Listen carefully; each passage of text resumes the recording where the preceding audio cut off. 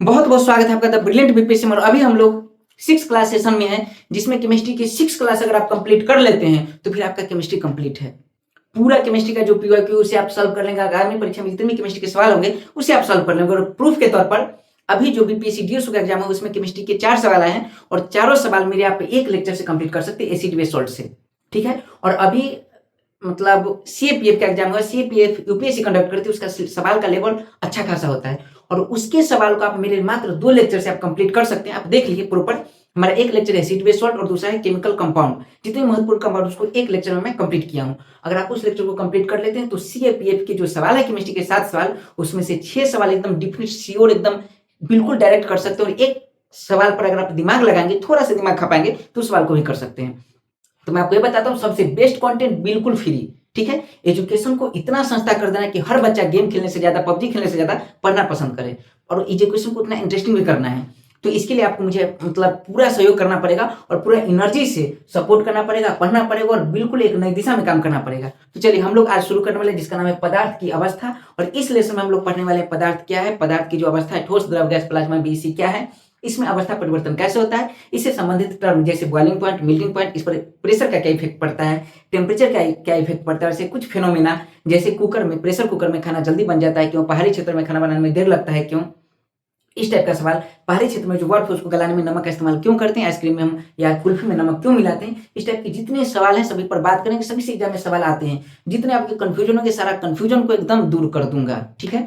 चलिए एकदम एनर्जी लाना है और हम लोग लेसन में बात करते हैं। लेसन का नाम है पदार्थ की अवस्था।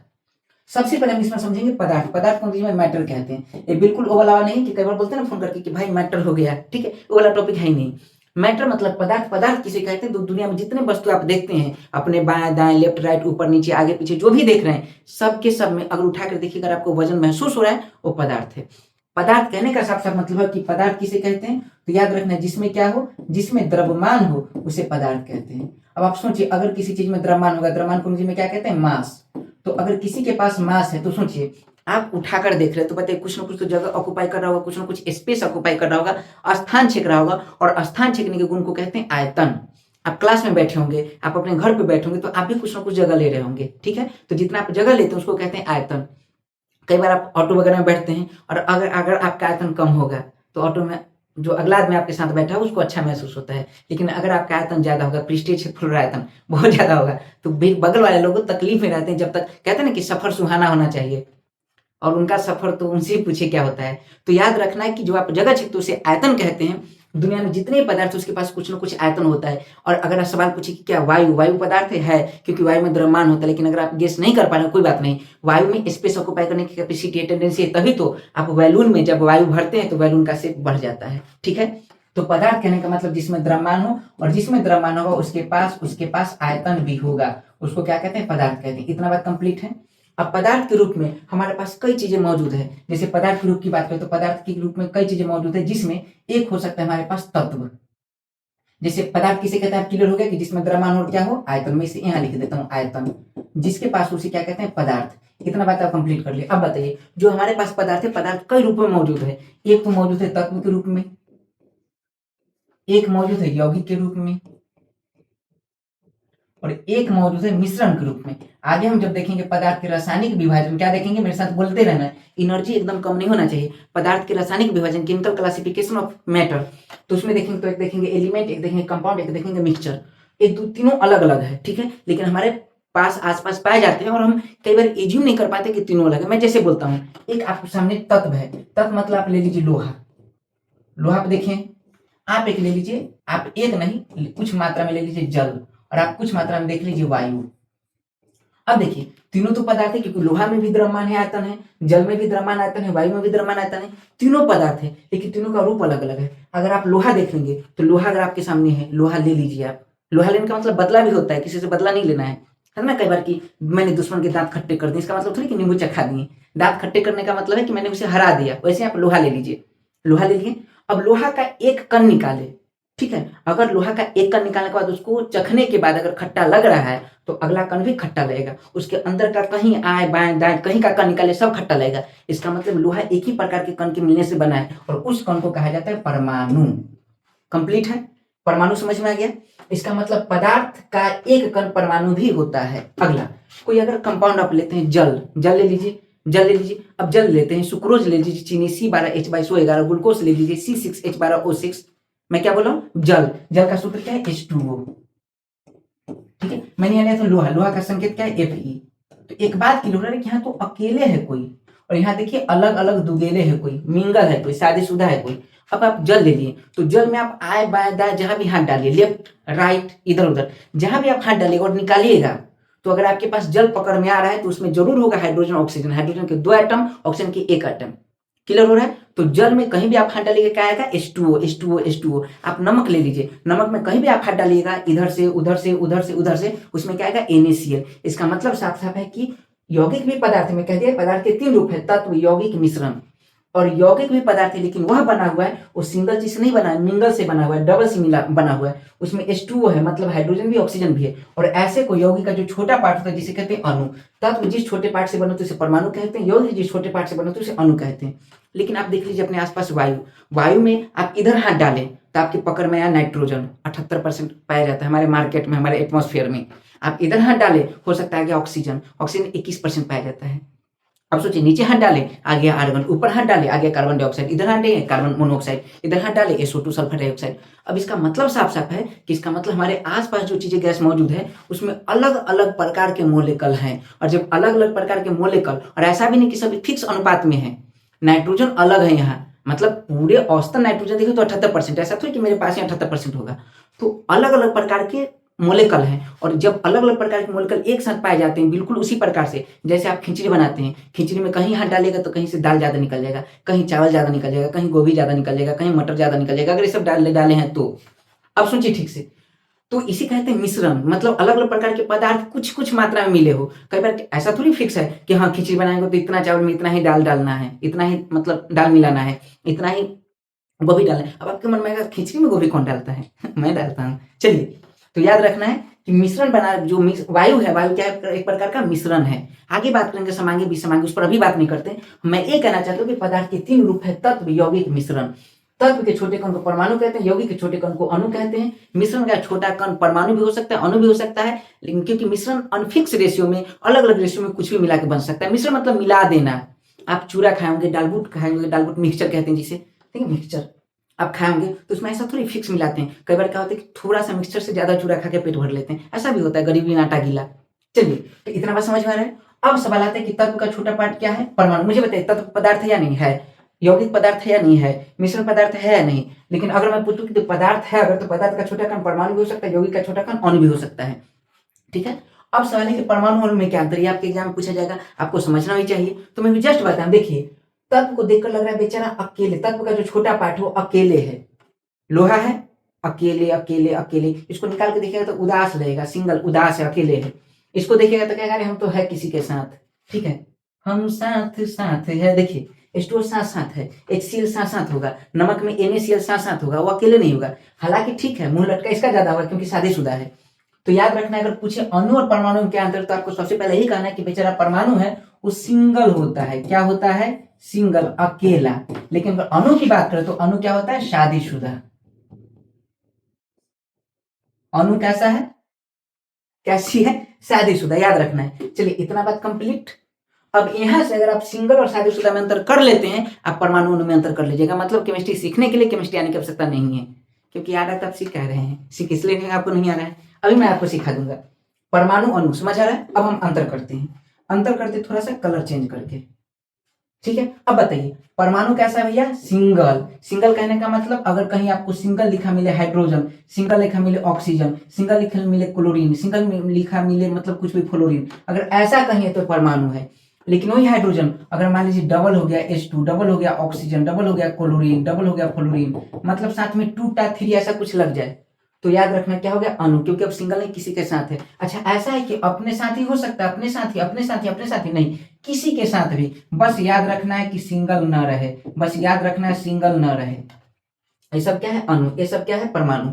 अब बताइए परमाणु में इतना समझ में आया कि अणु शादीशुदा, ऐसा नहीं लिखना है कि अणु शादीशुदा होते हैं और परमाणु सिंगल रहते हैं, ऐसा नहीं लिखना है। आपको याद रखना है परमाणु अकेले पाए जाते हैं, अणु किसी न किसी दूसरे परमाणु के साथ, मतलब अणु संयुक्त अवस्था में पाए जाते हैं, किसी न किसी के साथ पाए जाते हैं, गेट टुगेदर। बताइए कंप्लीट, इसे मैं मिटाऊंगा। चलिए रहने देता हूँ, मिटाता नहीं हूँ, इसे बहुत अच्छे से बाउंड्री बना देता हूँ। ऐसे सुंदर लगेगा देखने में, लाल फूल पीला फूल परमाणु अणु ब्यूटीफुल, ऐसे करते हैं ना हम लोग। चलिए ये हो गया कंप्लीट। अब हम लोग बात करते हैं सिंगल। परमाणु क्या है, सिंगल है। अणु क्या है, सिंगल है। मैं पूछूंगा एक बात बताओ, तुम सिंगल क्यों हो बे? दुख का नहीं खत्म होता है, सुने होंगे। तो सिंगल क्यों हो? तो कहेगा हम सिंगल इसलिए कि हमको गोलू मोलू है, गोल मटोल हमको कोई पसंद ही नहीं करता। क्योंकि परमाणु का जो आकार है, आकार वो कैसा होता है, गोलीय होता है। आपको याद रखना पड़ेगा। मम्मी की रोटी गोल गोल, पापा का पेट डलम डोल, ऐसा सुने होंगे। तो जो अणु का शेप है डलम डोल होता है, मतलब कुछ भी हो सकता है, इधर उधर उधर कुछ भी हो सकता है, रेखी वगैरह कुछ भी।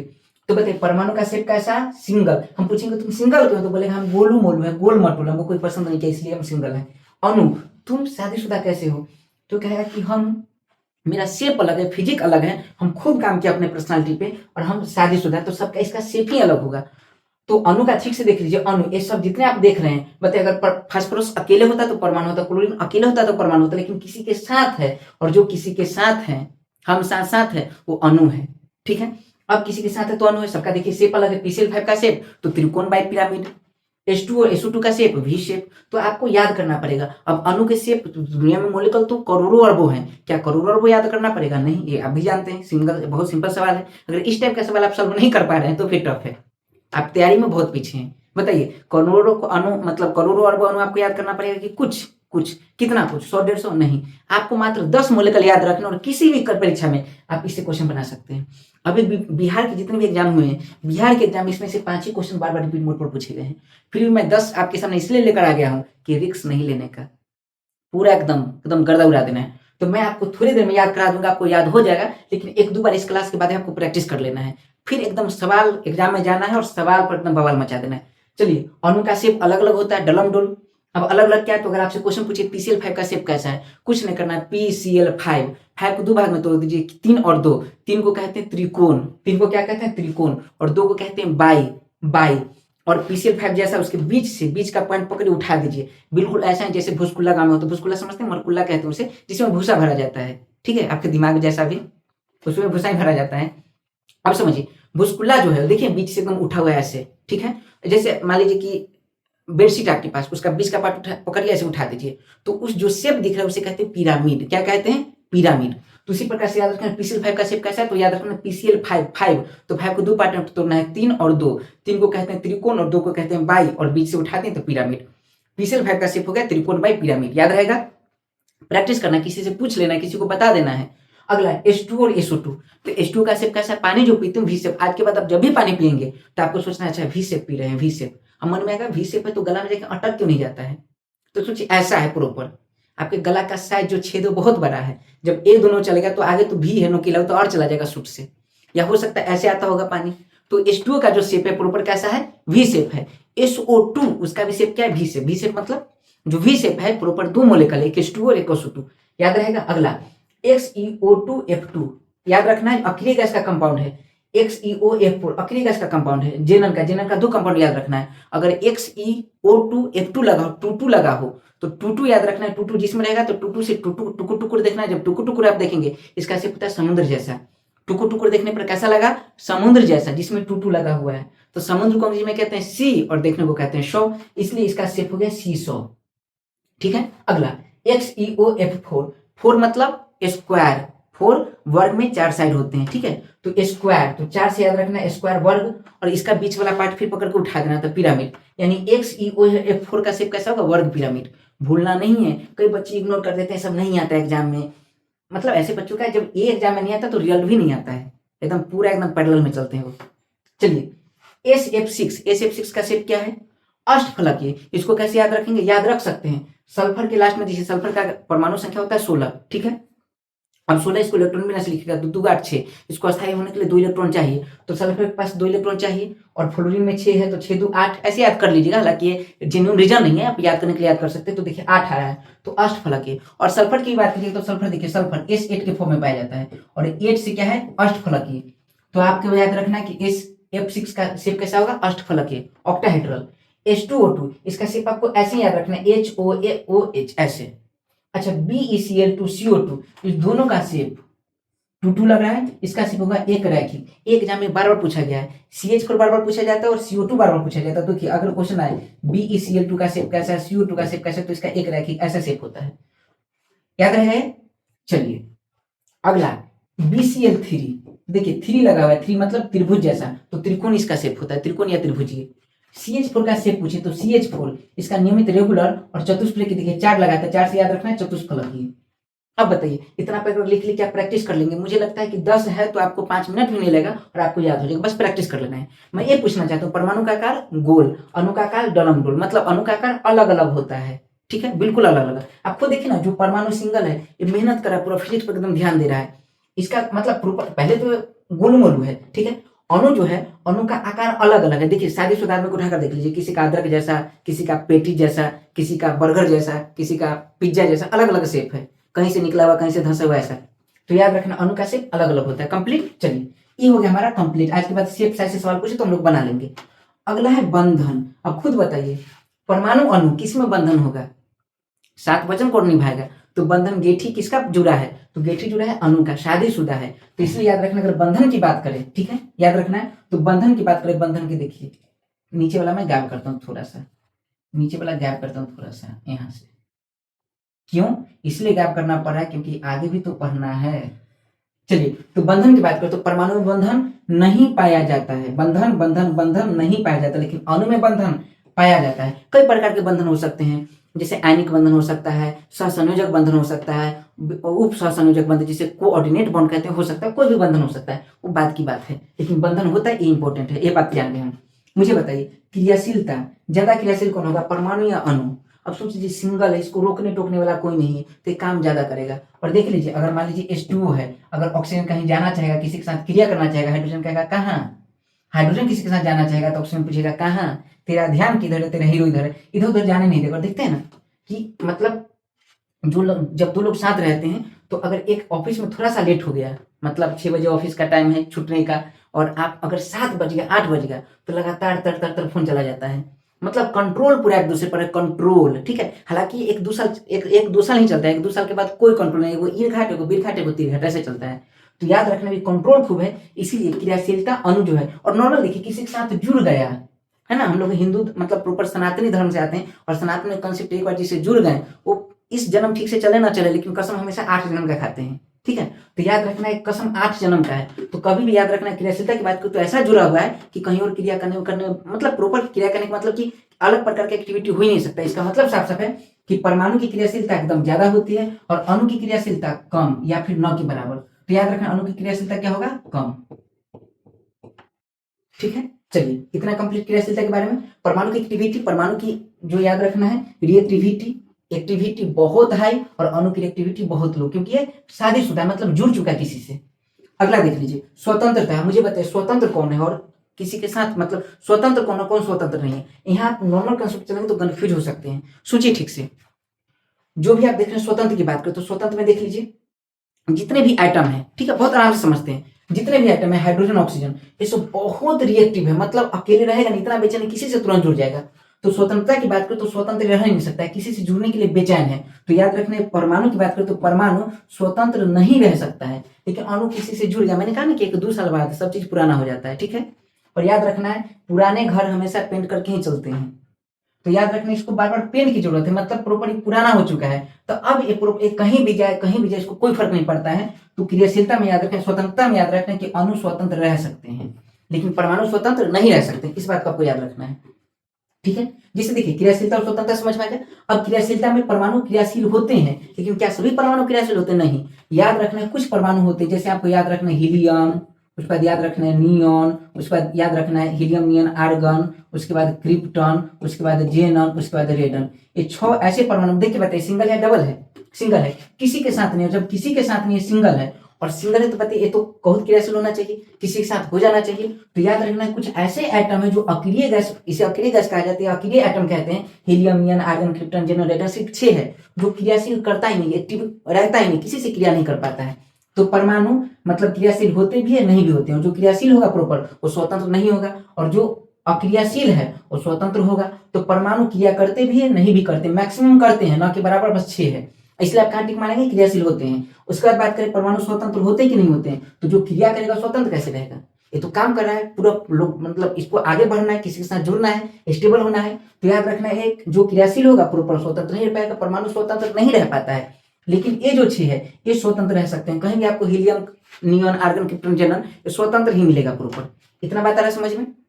आगे अब एक याद रखना कि क्रियाशीलता जो होता है, देखिए नॉर्मल समझिए कि जो सिंगल आदमी है वही बदलाव लाता है, जो शादीशुदा है वो भिंडी टमाटर प्याज ही लाता है। तो याद रखिए ये सिंगल है परमाणु, तो इसलिए इसको बदलाव लाना है तो लगातार काम करना पड़ेगा, स्वतंत्र नहीं रह सकता।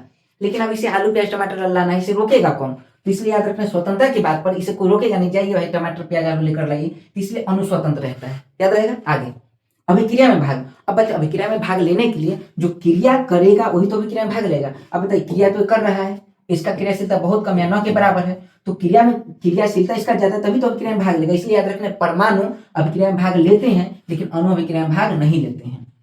और अणु अभिक्रिया में भाग भी लेगा तो इसको पहले तोड़ना पड़ेगा। सोचिए अभिक्रिया में भाग लेने के लिए शादी करना, तो पहला शादी जब तक टूटेगा, जब तक दरार नहीं होगा तब तक किसी के साथ फरार कैसे होगा, मतलब किसी से जुड़ेगा कैसे।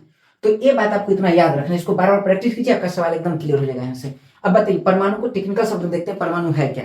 तो परमाणु क्या होता है, परमाणु का आकार गोलीय होता है जो किसी के साथ बंधन में जुड़ा नहीं होता है, इसकी क्रियाशीलता उच्च होती है, इसकी मतलब यह स्वतंत्र अवस्था में नहीं पाया जाता और यह अभिक्रिया में भाग लेते हैं। यानी परमाणु क्या है, एक गोल आकार का, मतलब गोलीय। परमाणु क्या होता है, एक गोलीय कण, परमाणु प्रकार का कण है, तो हम कह सकते हैं वैसा गोलीय कण जो मतलब बंधन में रहता है, छोड़ दीजिए, वैसा गोलीय कण जो स्वतंत्र अवस्था में नहीं रह सकता है और उसकी क्रियाशीलता ज्यादा होने के कारण रासायनिक प्रक्रिया में भाग लेता है। परमाणु ऐसा गोलीय कण जो स्वतंत्र अवस्था में नहीं रह सकता है लेकिन उच्च क्रियाशीलता होने के कारण रासायनिक अभिक्रिया में भाग लेते हैं, उसे परमाणु कहते हैं। कंप्लीट है। अणु क्या है, तो अणु बिल्कुल इसका उल्टा कर दीजिए, स्वतंत्र अवस्था में रह सकता है लेकिन रासायनिक अभिक्रिया में भाग नहीं लेता, उसे क्या कहते हैं, अणु कहते हैं। इसका आकार अलग अलग होता है, इसका आकार गोल होता है। बताइए जल्दी, पूरा बात समझ में आया कि नहीं आया, पूरा कंप्लीट एकदम मजेदार। ये हमारा हो गया कंप्लीट। अब मैं पूछ रहा हूं आपसे कि पदार्थ किससे बने होते हैं, पदार्थ तत्व यौगिक मिश्रण है, तो पदार्थ परमाणु से मिलकर बने हो सकते हैं, अणु से मिलकर बने हो सकते हैं। लेकिन अगर पूछे किसी एक में टिक मारना हो तब कहां टिक मारेंगे, परमाणु में, क्योंकि अणु भी तो परमाणु से मिलकर बने हुए हैं। तो याद रखना है पदार्थ किससे मिलकर बने हुए हैं, परमाणु से। इसलिए महर्षि कणाद कहते हैं, उनका एक वैशेषिक दर्शन था, उसमें कहते हैं कि पदार्थ की सबसे स्मॉलेस्ट पार्टिकल, सबसे सूक्ष्मतम कण परमाणु है। ठीक है, लेकिन अगर क्वेश्चन पूछे तत्व का सबसे स्मॉलेस्ट पार्टिकल क्या है, तो परमाणु। यौगिक का सबसे स्मॉलेस्ट पार्टिकल क्या है, तो अणु। अरे समझ में, इतना बात हो गया हमारा कंप्लीट। अब अगला पार्ट में चलते हैं। अब ठीक है, पदार्थ है, तो पदार्थ को दो भाग में बांटा गया है, एक है भौतिक विभाजन जिसे कहते हैं फिजिकल क्लासिफिकेशन, और एक है जिसे कहते हैं केमिकल क्लासिफिकेशन। केमिकल क्लासिफिकेशन को बांटा गया दो भाग में, एक शुद्ध पदार्थ, एक अशुद्ध पदार्थ। इसे हम देखेंगे आगे एक दूसरे लेसन में। इसमें हमें बात करना है पदार्थ के भौतिक विभाजन में, और पदार्थ के भौतिक विभाजन का मतलब है कि जिसे हम देख सकते हैं, देख के बता सकते हैं कि कौन कौन सा अवस्था है। अब चलिए, भौतिक विभाजन इसी को कहा जाता है अवस्था, इसको क्या कहते हैं, अवस्था। ठीक है, अंग्रेजी में कहा जाता है स्टेट ऑफ मैटर, ठीक है, या फेज ऑफ मैटर। अब ये कौन कौन से हैं, तो ये प्रॉपर है 3। कौन कौन है, मुख्य रूप से अगर मूल अवस्था पूछी जो है प्रकृति में मौजूद है, एक है ठोस, दूसरा है द्रव और तीसरा है गैस। लेकिन हमारे प्रकृति, ठोस को कहते हैं सॉलिड, लिक्विड, और इसे क्या कहते हैं, गैस। लेकिन ये हमारे प्रकृति में चारों तरफ मौजूद है, ठीक है, हमारे पास मौजूद है। लेकिन अगर हम यूनिवर्स में देखें तो इसके बाद एक फोर्थ अवस्था आ जाता है जिसे कहते हैं प्लाज्मा। ये आपको याद रखना है, क्या है, प्लाज्मा। इसके बारे में जो बताए थे विलियम क्रूक्स महोदय बताए थे, ये बात भी आपको याद रखना है। और इसके बाद पांचवा अवस्था है जिसे कहते हैं बीईसी, ब्रह्मांड का जो मूल कण है जिसे गॉड पार्टिकल कहते हैं, वो मूल रूप से बीईसी फेज में है, बॉस आइंस्टीन कंडेंसेट। अभी तक पदार्थ की अवस्था की बात करें तो टोटल 32 अवस्था के बारे में पता चल चुका है, जिसमें 22 अवस्था के बारे में ठीक ठाक एक्सप्लेनेशन हो चुका है। तो इसलिए अगर आपसे क्वेश्चन तो हालांकि नहीं पूछा जाएगा ये, तो पदार्थ की कितने अवस्था के बारे में अनुमान लगाया गया 32। अभी एक्सप्लेन एकदम पूरा बढ़िया से डिटेल पता कितने के बारे में चला है 22। हमें कितना पढ़ना है 5 में से 3 के बारे में पढ़ना है डिटेल में, और उसके बाद 2 के बारे में एक बेसिक जानकारी लेना है, ठीक है। हालांकि जब मैं फुल कोर्स लेकर कभी आऊंगा, फुल कोर्स कभी पढ़ाऊंगा, तो उसमें प्लाज्मा पर बीसी पर डिटेल में बात करूंगा, जितना प्रॉपर कंसेप्ट पर सवाल बन सकते हैं, जितना आप सीख सकते हैं। अभी हम लोग इतना पॉइंट पर बात करते हैं। मुझे बताइए चीजें आपको समझ में आ रही है, टफ नहीं लग रहा है? चलिए मैं ऐसा एज्यूम कर लेता हूँ कि आपको टफ नहीं लग रहा होगा, कि कुछ भरोसा मुझे अपने आप पर भी तो है कि कैसा बता रहा हूँ। चलिए अब आया ठोस द्रव गैस। अब एक हम अंतर करके, चूंकि कम समय में ज्यादा सीखना है, तो एक अंतर करके हम समझेंगे, सारा कुछ समझ में आ जाएगा। मैंने बताया कि पदार्थ है तीनों, प्लाज्मा पदार्थ है, बीसी पदार्थ है, और पदार्थ हम उसे कहते हैं जिसमें द्रव्यमान हो, आयतन हो, और जब किसी चीज में आयतन होगा तो उसका आकार भी होगा। ठीक है, तो अब सवाल है कि आकार, जैसे मान लीजिए मैंने आपको एक ईंट दिखा है, ब्रिक्स। अब ईंट आप देख रहे हैं, तो ईंट देखिए ठीक से, अगर उसका आकार कैसा है, घनाभाकार। तो मान लीजिए आपको 23 तारीख को मैंने ईंट दिया, 23 तारीख कोई भी महीना है, अगर आप अगले महीना आते हैं, मैं आपसे पूछूंगा ईंट कैसा है, तब दिखाएंगे देखिए घनाभाकार है, इसका मतलब उसका आकार फिक्स है या बदल गया, उसका आकार फिक्स है। ठीक है, जिस झोली में मैंने डाल के दिया उस झोली में आप झोली बदल भी दीजिए, उसका आकार घनाभाकार भी होगा, इसका मतलब ठोस का आकार फिक्स होता है। लेकिन अगर आपको मैंने दिया कुछ पीने वाला, दूध समझ लीजिए, मैंने मतलब दूध ला के दिया या फिर कोल्ड ड्रिंक ला के दिया, आप मैंने दिया बोतल में, आप उधर से लेकर आए ग्लास में, बोतल में आप उधर से लेकर आए मान लीजिए कटोरा टाइप में, कटोरा किसी टाइप के कटोरा में, प्लेट में। तो बताइए जैसा मैंने दिया था, ठीक है, 1 लीटर मैंने दिया, तो उधर से आप लेकर आएंगे 1 लीटर के कटोरा है मान लीजिए, तो आयतन तो उसका फिक्स होगा 1 लीटर 1 लीटर, लेकिन आपने उसका क्या किया, शेप बदल दिया। मैंने दिया सिलेंड्रिकल शेप में कोल्ड ड्रिंक, और आप लेकर आए हैं गोल शेप में, तो इसका मतलब है कि द्रव का जो है आकार बदल जाता है, आकार बदल गया, सिलेंड्रिकल और स्फेरिकल, तो आकार बदल गया, लेकिन आयतन 1 लीटर 1 लीटर फिक्स है। इसका मतलब है कि पदार्थ का जो आकार आयतन है इसमें कुछ लोचा है। अब लोचा है, ज्यादा सोचने का एग्जाम में टाइम नहीं होता, मैं कुछ ऐसा ट्रिक दूंगा आपके दिमाग में सुट बैठ जाएगा। चलिए सबसे पहले ठोस के आकार की बात करता हूँ। तो देखिए अगर आकार की बात किया जाएगा, ठीक है, सबसे पहले तो ठोस के बारे में याद रखना, आकार हो आयतन हो दोनों निश्चित होता है। ठोस में आकार और आयतन दोनों क्या होता है, निश्चित, डिफिनिट होता है। ठीक है, घनाभाकार जितना बड़ा था उतना ही बड़ा है, जितना जगह पहले छिप रहा था उतना ही छिप रहा है। ठीक है, तो ठोस का आकार आयतन दोनों क्या होता है, निश्चित। द्रव की बात करें तो द्रव में क्या है, तो देख लीजिए 2 चीजें हैं, एक है आकार और एक है आयतन। अब आप कंफ्यूज होंगे, मैंने बताया 1 लीटर कोल्ड ड्रिंक दिया था, उधर से 1 लीटर ही आया। ठीक है, तो आयतन तो चेंज नहीं होता, यानी आयतन क्या है, निश्चित, और आकार चेंज हो जाता है। अब कैसे याद रखेंगे, तो बड़ा आसान है, अगर आप इतना भी दिमाग नहीं लगा पाते एग्जाम में, कंफ्यूजन होता है, मैं जानता हूँ आप लोग को बहुत 90% को आता होगा, लेकिन मुझे सिखाना उस 10% बच्चों को है, क्योंकि आपको आता है तो आप सीखेंगे क्या। तो 10% बच्चे जिन्हें नहीं आता मैं उन्हें भी सिखाना चाहता हूँ। तो अगर द्रव के आकार आयतन की बात करें तो देख लीजिए ऊपर आकार लिखा है, नीचे आयतन लिखा है, तो इसको जब याद करना तो कुछ नहीं करना है। अब सवाल एग्जाम में आएगा कि द्रव में क्या निश्चित होता है, आकार की आयतन, कंफ्यूज, कुछ नहीं करना है, जिसमें न लगा हुआ है वो हमेशा निश्चित होगा, और जिसमें नहीं लगा हुआ वो क्या होगा, अनिश्चित होगा। आज के बाद सारा दर्द आपका दूर। इसमें होता होगा कंफ्यूजन, सच बताइए, कमेंट करके बताइएगा, कंफ्यूजन इसमें होता होगा। गैस देखिए, ठोस में दोनों निश्चित, द्रव में आयतन में न लगा है तो आयतन निश्चित और आकार अनिश्चित, और गैस में दोनों अनिश्चित। डिफिनिट, इनडिफिनिट, बताइए कंप्लीट है। अब चलिए अंतरान्विक अर्थान्विक काम करते हैं, ठोस को थोड़ा सा यहां समझने का कोशिश करते हैं। यहां देख लीजिए आपके पास ठोस है, ठोस के कण देख लीजिए, बहुत बहुत नजदीक है कण, द्रव के कण थोड़ा थोड़ा दूर है, और गैस के कण उससे भी दूर है। अब याद रखना है, जो ठोस मैंने बताया छोटे छोटे कण के मिलने से बनता है, द्रव छोटे छोटे कण के मिलने से बनता है, गैस छोटे छोटे कण के मिलने से बनते हैं। इस कण को तो कण ही कहते हैं, या इस कण को अणु कह सकते हैं। इस कण को, कण के लिए भी अणु वर्ड यूज होता है, ऐसे मैं कभी कभी कण के लिए अणु बोलूंगा, मॉलिक्यूल बोलूंगा, इसका मतलब यौगिक का छोटा कण नहीं, कण के लिए भी अणु बोला जाता है, कई बार जनरल जनरल टर्म है ये। अब बताइए ठीक से, अब ये पदार्थ है जिसे आप जानते हैं, पदार्थ को मैटर भी कहते हैं, पदार्थ को सब्सटेंस भी कहते हैं, तो दोनों टर्म एक दूसरे के लिए हम यूज कर सकते हैं। वस्तु को थिंग भी कहते हैं, लेकिन फिजिक्स में वस्तु के लिए बॉडी यूज करते हैं, बॉडी। अब बॉडी का मतलब थोड़ी कि जिंदा शरीर, ऐसा नहीं है। तो देख लीजिए इसके अंदर जो कण है, कण की जगह पर मैं मोलिकल भी बोलूंगा, अणु भी बोलूंगा, तो आप समझ जाएंगे। तो इसके अंदर जो कण है, मैं पूछूं कि ठोस के अंदर जो कण है उसके बीच में, बीच का जो स्थान है, जैसे कण है, ये वास्तव में आपको इतना नजदीक लग रहा है, इतना नजदीक भी नहीं होते, थोड़ा थोड़ा दूर होते हैं। अब ठोस के कण है, अब इसको काम करते हैं हम लोग, यहाँ बनाते हैं। तो ठोस के कण है, ठोस के कण ऐसे समझिए, तो इसके अंदर कण होंगे, इसके अंदर भी कण होंगे, और इसके अंदर भी कण होंगे। अब देख लीजिए ठोस के कण नजदीक है, लेकिन इस दोनों नजदीक कण के बीच में अगर देखा जाए तो बीच में स्पेस है, इसी स्पेस को कहा जाता है अंतराण्विक स्थान, इंट्रामोलिक्यूलर स्पेस। ठीक है, द्रव में भी अंतराण्विक स्थान है, गैस में भी अंतराण्विक स्थान है। अब मुझे सोच के बताइए, इसे शॉर्ट में कहते हैं आर, आर से सिंबल सूचित करते हैं। अब मुझे बताइए अंतराण्विक स्थान का मान सबसे कम किस में है, तो अंतराण्विक स्थान का मान सबसे कम किस में है, ठोस में। ठीक है, और इससे ज्यादा मैं ऐसे कह देता हूं कि सबसे कम किस में है, ठोस में, मैं कम लिख देता हूं, और द्रव में इससे ज्यादा है, और गैस में इससे भी ज्यादा है, मैक्सिमम। इसका मतलब अगर आपसे क्वेश्चन पूछे कि ठोस द्रव गैस में अंतराण्विक स्थान का मान मतलब दो कणों के बीच का जो गैप है वो सबसे ज्यादा किसमें होता है? गैस में। ये बात याद रहेगा। चलिए अगला देख लीजिए, बल।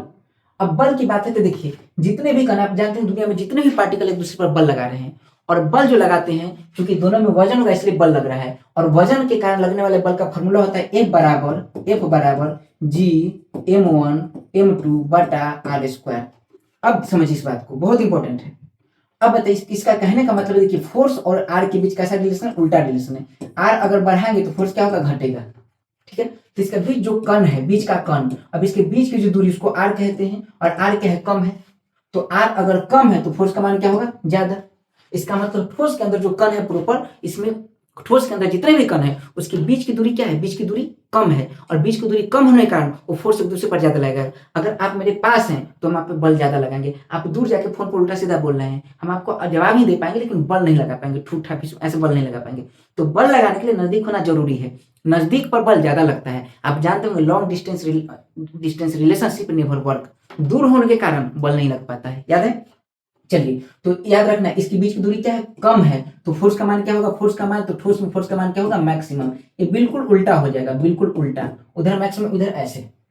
अब बताइए द्रव, तो द्रव में देखा अंतराल का स्थान मान इसका ज्यादा है, तो देखिए अगर दूरी थोड़ा सा देखिए ठोस से देखिए ज्यादा है तो दूरी बढ़ी तो बल घटेगा। इसका मतलब जो ठोस में जितना अंतराण्विक बल का मान जितना ज्यादा है, इससे क्या होगा? कम लगेगा बल, और गैस में उससे भी कम लगेगा, सबसे कम। अरे समझिए पूरा, बहुत इंपॉर्टेंट है। इसके बाद संप्रियता, संप्रियता का मतलब है दबाने पर। अब बताइए अगर दबाना हो, ठोस को दबाना हो, ईंट आपको दे दे, बोले दबाओ दबाओ, और जोर से, और जोर से, जोर लगा के हईसा, आप कितना भी दम लगाएंगे दबा सकते नहीं। क्यों? क्योंकि कण नजदीक है, और कण जब नजदीक है, प्रॉपर कण नजदीक है, तो आप बाहर से बल लगाएंगे तो उसका इफेक्ट नहीं होगा। ठीक है, समझिए। तो संप्रियता, अगर ठोस को दबाएंगे तो नहीं दबा पाते हैं, इसलिए इसकी संप्रियता नहीं होती, जिसकी संप्रियता नहीं होती उसे कहते हैं असंपिलय, कंप्रेस, इस अंग्रेजी में कहा जाता है कंप्रेसिबिलिटी। अरे समझ में, तो ठोस असंपिलय होते हैं क्योंकि उसके कणों के बीच की दूरी बहुत कम होती है। क्लियर है। उसके बाद बात करें द्रव, तो द्रव को दबाना चाहिए तो द्रव को दबा सकते हैं, और द्रव को दबा के ही तो बर्फ बनाया जाता है कई बार। समझिए, इसके बीच की दूरी की बात करें तो बीच की दूरी ज्यादा है, जब इसको दबाएंगे तो कण नजदीक आ जाएगा, कण नजदीक किसके होते हैं? ठोस के, तभी तो द्रव बर्फ में बदल जाता है। समझ आ रहा है। इसका मतलब याद रखना है कि द्रव जो होते हैं वो ठोस असंपिलय होते हैं, मतलब ठोस को दबाया नहीं जा सकता लेकिन द्रव को दबाया जा सकता है, द्रव संपिलय होते हैं। संप्रियता का मान ठोस में, मतलब संप्रियता मतलब दबा देना, तो ठोस में संप्रियता का मान 9 के बराबर तक नहीं दबा सकते हैं, लेकिन द्रव में कुछ होता है, और गैस में सबसे अधिक संप्रियता होता है, सबसे अधिक कंप्रेसिबिलिटी, और सबसे अधिक संप्रियता होता है, इसीलिए गैस को हम दबा के कंप्रेस करके और हमें गैस बना देते हैं जिसे कहते हैं सीएनजी। सोचिए, compress natural gas, compressed natural gas, जब नेचुरल गैस को दबा दिया जाए उसे कहते हैं सीएनजी। अब नेचुरल गैस मतलब क्या? तो सीएनजी का जो मेन टर्म होता है उसको कहते हैं मेथेन, एथेन, प्रोपेन। ये तीनों गैस को लेके, मेथेन गैस है, एथेन गैस है, प्रोपेन गैस है, उसको दबा दिया जाता है, इसी गैस को कहा जाता है नेचुरल गैस। प्राकृतिक गैस कौन सा है? Methane, ethane, propane, methane, ethane, propane. Map इसका ट्रिक याद रख सकते हैं, मेथेन, एथेन, प्रोपेन। जब इसको दबा दिया जाता है तब बन जाता है सीएनजी, कंप्रेस्ड नेचुरल गैस। देखिए ना, कंप्रेस किया गया है, कंप्रेस। अरे समझ में, तो पदार्थ के गुण के कारण ही हम उसका कई पदार्थ बना सकते हैं। अरे समझ। अब देखिए गतिज ऊर्जा, गतिज ऊर्जा का मतलब है कि गतिज ऊर्जा, गति का जो ऊर्जा है, जिसके पास गतिज ऊर्जा का होगा वो तेजी से बहेगा। अब मुझे बताइए, ठोस की जगह रख दिए वहीं पड़ा रहेगा, द्रव की जगह रख दिए वो थोड़ा मोड़ा हिलेगा, ठीक है, लहर रहती है द्रव में, और गैस बवाते रहता है। गति किस में ज्यादा है? गैस में। इसलिए याद रखना है गतिज ऊर्जा सबसे ज्यादा किसमें? गैस में। इससे कम, मतलब गैस से कम इसमें, और सबसे कम इसमें। तो अगर गतिज ऊर्जा की बात करें तो गतिज ऊर्जा बताइए सबसे कम किस में होती है? ठोस में। गतिज ऊर्जा कैसे? तो देखिए कणों की गति की बात करें अगर, ठीक है, तो इसके कण की जो गति होती है नजदीक नजदीक है, समझिए, अगर नजदीक नजदीक है दोनों, तो मान लीजिए कि जैसे मान लीजिए, समझिए ऐसे कि एक घर है जिसमें पूरा ठूस दिए सबको, एकदम पूरा कसाल है सब, बोले गति करो, करेगा गति? नहीं। ठोस मतलब तनका चलेगा, इस तरह घूमेगा, टकरा जाएगा। तो ठोस में जो गतिज ऊर्जा सबसे कम, द्रव में गैप है तो आराम से मैसे से टहल लेंगे, और गैस में पूरा गैप है, झूम जा मैसे से घूमते रहेंगे, तो गैस की गतिज ऊर्जा सबसे अधिक होती है, याद रहेगा। चलिए अब घनत्व देखिए, घनत्व क्वथनांक और गलनांक क्वथनांक की बात करते हैं। घनत्व मतलब कणों की एक संख्या बहुत ज्यादा, घनापन, तो घनापन जाहिर सी बात है सबसे ज्यादा इसी में होगी, जिसका घनत्व ज्यादा उसका गलनांक ज्यादा, उसका क्वथनांक ज्यादा, और इससे कम इसमें होगा, और सबसे कम इसमें होगा। एक बार इसको एकदम कंसेप्ट के साथ देख लीजिए, ठीक है, बहुत आसान। अब एक बार हम ऐसे समझते हैं, एक बार आप समझिए, ऐसे समझिए, यहाँ से सिंपल। आकार आयतन ठोस का निश्चित होता है, द्रव का आयतन निश्चित, आकार अनिश्चित, गैस का दोनों अनिश्चित। कंप्लीट। अब देखिए अंतराण्विक स्थान ठोस, देखिए ठोस बहुत कठोर होते हैं, उससे कम नजदीक नजदीक होते हैं, इसलिए अंतराण्विक स्थान का मान सबसे कम ठोस में, ठोस से ज्यादा द्रव में, द्रव से ज्यादा गैस में। कंप्लीट। अच्छा, बल जब कम नजदीक होंगे तो बल सबसे ज्यादा यही लगेगा, ठोस में सबसे ज्यादा बल, द्रव में उससे कम बल, गैस में उससे भी कम बल। संप्रियता, कम नजदीक है तो हम ठोस को नहीं दबा सकते हैं, तो ठोस को नहीं दबा सकते हैं तो याद रखना संप्रियता ठोस में नहीं दबा सकते, मतलब संप्रिय नहीं है, असंप्रिय मतलब नहीं दबा सकते, तो संप्रियता सबसे कम है इसमें, और द्रव में थोड़ा सा है संप्रियता, गैस में सबसे ज्यादा संप्रियता। अच्छा, गतिज ऊर्जा, गतिज ऊर्जा का मान जो गति कर सके, तो गैस सबसे ज्यादा गति करती है, तो गतिज ऊर्जा का मान ठोस में सबसे कम, द्रव में उससे ज्यादा, गैस में उससे भी ज्यादा। अच्छा, घनत्व गलनांक क्वथनांक ठोस में सबसे ज्यादा, द्रव में उससे कम, गैस में सबसे कम। आ रहा समझ में, कोई दिक्कत नहीं। चलिए, तो इतना पार्ट हो गया कंप्लीट। अब अगला ठोस द्रव गैस कंप्लीट कर लिए, अब हमें पढ़ना है प्लाज्मा बीसी। प्लाज्मा के बारे में ज्यादा बात नहीं याद रखना है, प्लाज्मा के बारे में याद रखना है कि पदार्थ का जो फोर्थ अवस्था है इसी को प्लाज्मा कहते हैं। ठीक है, अब प्लाज्मा का खोज किसने किया था, तो प्लाज्मा का खोज किए थे विलियम क्रूक्स, ये आपको याद रखना है, जो पॉइंट बता रहा हूं यही इंपॉर्टेंट है।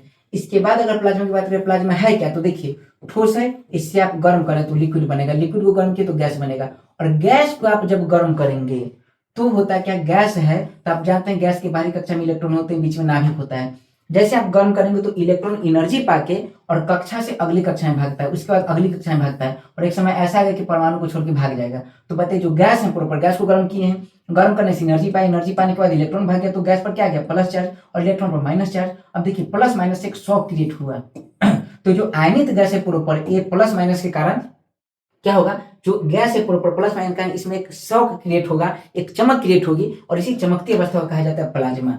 इसलिए प्लाज्मा के जो एग्जाम्पल है, एग्जाम्पल ऑफ प्लाज्मा देख लीजिए, एरोरा, लाइटनिंग जो बिजली कड़कती है, plasma ball, welding arc, neon sign, nuclear fireball, ये सब जितने हैं प्रॉपर जो चमकीले चीज। इसके अलावा बहुत इंपॉर्टेंट छूट गया जिसका नाम है स्टार, दुनिया में जितने भी स्टार है ये सब प्लाज्मा है।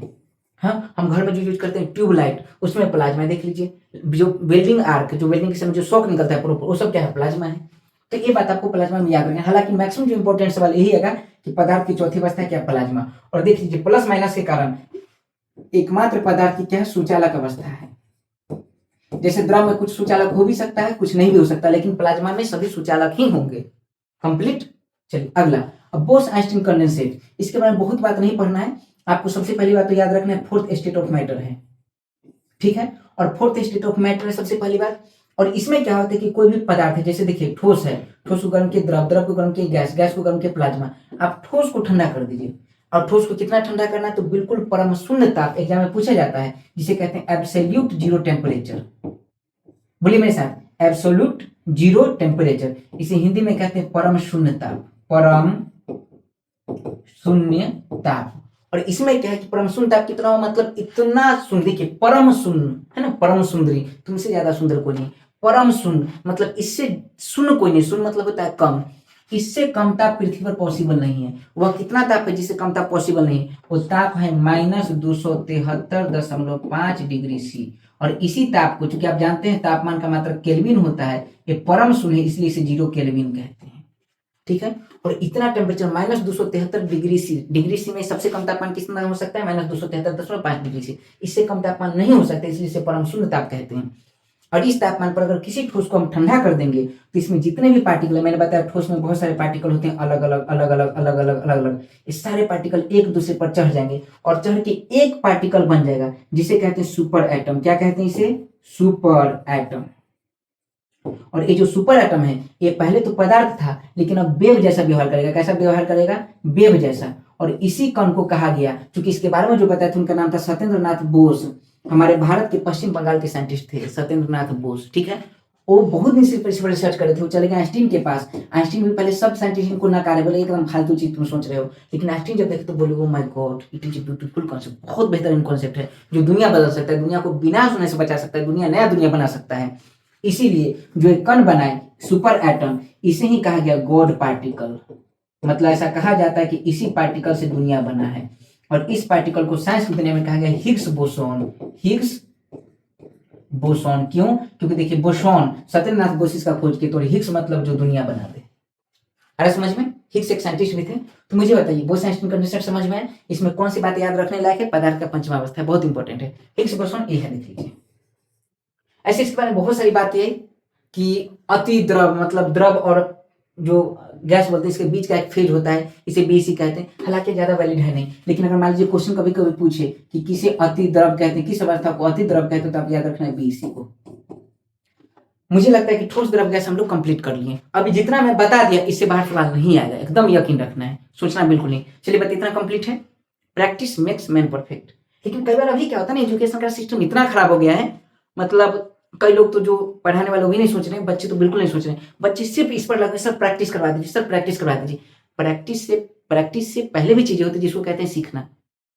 जैसे मान लीजिए मैं कह रहा हूँ कि आप मतलब क्रिकेट खेलें, तो क्रिकेट में जैसे आप बहुत अच्छा क्रिकेटर बनना चाहते हैं तो आपको प्रैक्टिस करना पड़ेगा। जितना आप अच्छा प्रैक्टिस करेंगे, जितना प्रैक्टिस करेंगे उतना बढ़िया क्रिकेटर बनेंगे। लेकिन क्रिकेट खेलने आएगा तभी तो प्रैक्टिस करेंगे। अभी ना खेलने का प्रैक्टिस कर रहे हैं तो सवाल सबसे पहले मान लीजिए आपको क्वेश्चन प्रैक्टिस करना है, तो क्वेश्चन प्रैक्टिस से पहले वो जो टॉपिक जब तक नहीं पढ़ेंगे प्रैक्टिस क्या करेंगे? तो सबसे पहले एक पढ़ने का जो तरीका है, तरीका को चेंज कीजिए। ये मेरा मतलब निवेदन है आपसे। अगर समझ पा रहे हैं तो अच्छी बात है, नहीं समझ पा रहे हैं तो फिर मैं समझाऊंगा, धीरे धीरे समझ में आ जाएगा। चलिए अब देख लीजिए, अब एक बहुत खूबसूरत इसमें बात है जो हम अभी तक पढ़े हैं प्रॉपर। यहाँ देखिए, ठोस द्रव गैस। अब मैं एक बात पूछी इसमें कि बताइए तीनों में से विसरण किस में ज्यादा है? अब आपके मन में आएगा विसरण क्या है? गतिज ऊर्जा बहुत इंपॉर्टेंट है, गतिज ऊर्जा से सवाल आएगा। कंफ्यूज किस में नहीं होना है। संप्रेरियता में कई बार कंफ्यूजन हो जाता है। संप्रेरियता मतलब जिसको हम दबा सकें, ठोस को नहीं दबा सकते हैं तो ठोस की संप्रेरियता सबसे कम, द्रव को और दबा सकते हैं उसकी संप्रेरियता थोड़ी ज्यादा, और गैस को सबसे ज्यादा दबा सकते हैं, गैस की संप्रेरियता सबसे ज्यादा। कैसे दबा सकते हैं? ठोस का कण बहुत नजदीक है, गैस का कण बहुत दूर है, जो बहुत दूर होगा उसी तो दबा के नजदीक ला सकते हैं। तो सबसे ज्यादा किसको दबाया जा सकता है? गैस को। कंफ्यूजन नहीं होगा इसमें। अब हम लोग थोड़ा सा बात करेंगे विसरण। किस पर बात करेंगे? विसरण। विसरण को अंग्रेजी में कहा जाता है डिफ्यूजन। डिफ्यूज मतलब होता है मिल जाना। आप सुने होंगे, मैं रंग शरबतों का तू मीठे घाट की पानी, तू मुझ में घोल ले तो कुछ बात बन जाए। घोल लेना, एक दूसरे को घोल लेना। अगर मान लीजिए कि कोई घोल लेता है एक दूसरे को, उसी को कहते हैं विसरण, डिफ्यूजन। जैसे समझिए, मतलब मिल जाना, सिर्फ घोल लेना द्रव द्रव की बात नहीं, मिल जाना, उसी को विसरण कहते हैं। अब विसरण को समझने के लिए कम टाइम में, लंबा टाइम होता खूब डिटेल में पढ़ाते, इसको समझा सुना के 20-25 एग्जाम्पल देता, आपके दिमाग में सेट हो जाता। लेकिन कम समय में सेट करने का एक तरीका है। जो डिफ्यूजन है वो डिफ्यूजन कई चीजों पर निर्भर करता है। किस पर निर्भर करता है? तो आपको याद रखना है टीवीएस पर।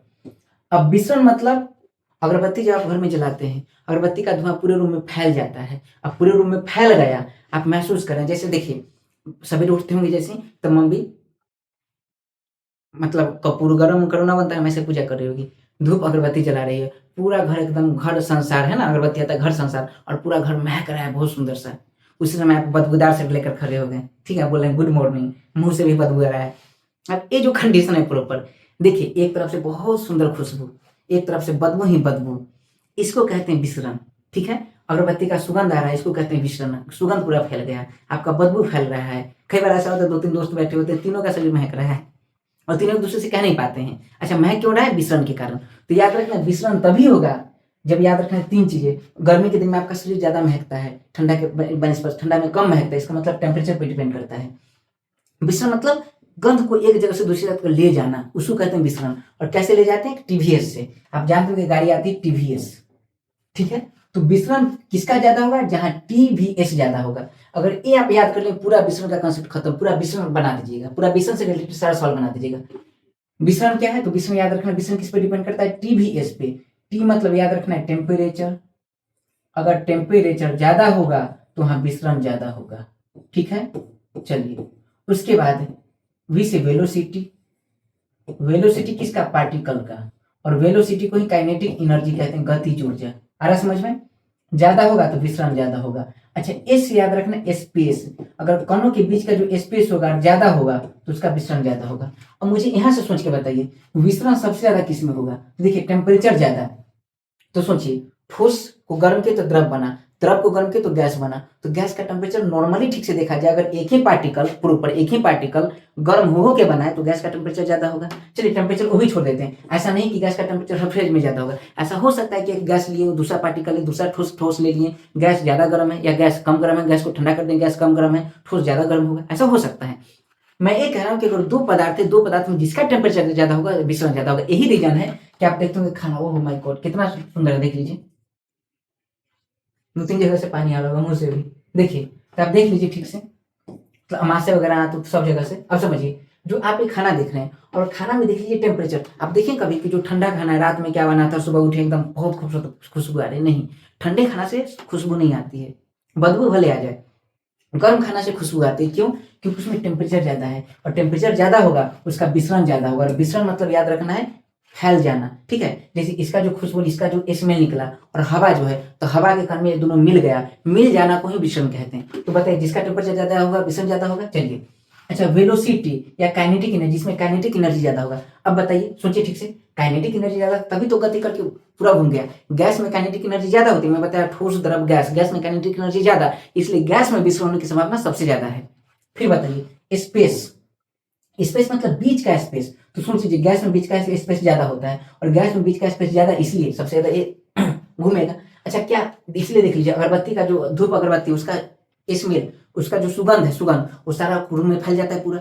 अब एक बात बताइए, क्या घुलने की प्रवृत्ति गैस में ही होता है? तो यहाँ से एक सवाल है कि जलीय पादप, ठीक है, इक्वेटिक प्लांट CO2 कैसे लेते हैं? क्योंकि देख लीजिए पानी है, क्या है, पानी, और पानी में क्या होता है, CO2 आके घुल जाती है। क्यों CO2 घुला? क्योंकि CO2 गैस है, और गैस का टेम्परेचर प्रॉपर, CO2 गर्म गैस, इसका टेम्परेचर ज्यादा है, इसमें काइनेटिक एनर्जी ज्यादा है, और जो द्रव है, द्रव के बीच का जो इंटरमोलिकुलर स्पेस है वो ज्यादा है, और स्पेस ज्यादा होने का यहाँ घुल गई, और घुल गए CO2, तो समुद्र में जितने भी प्लांट है, और सभी प्लांट जब इसमें CO2 घुल गए तो उस प्लांट को फिर CO2 को ऑब्जर्व कर लेते हैं।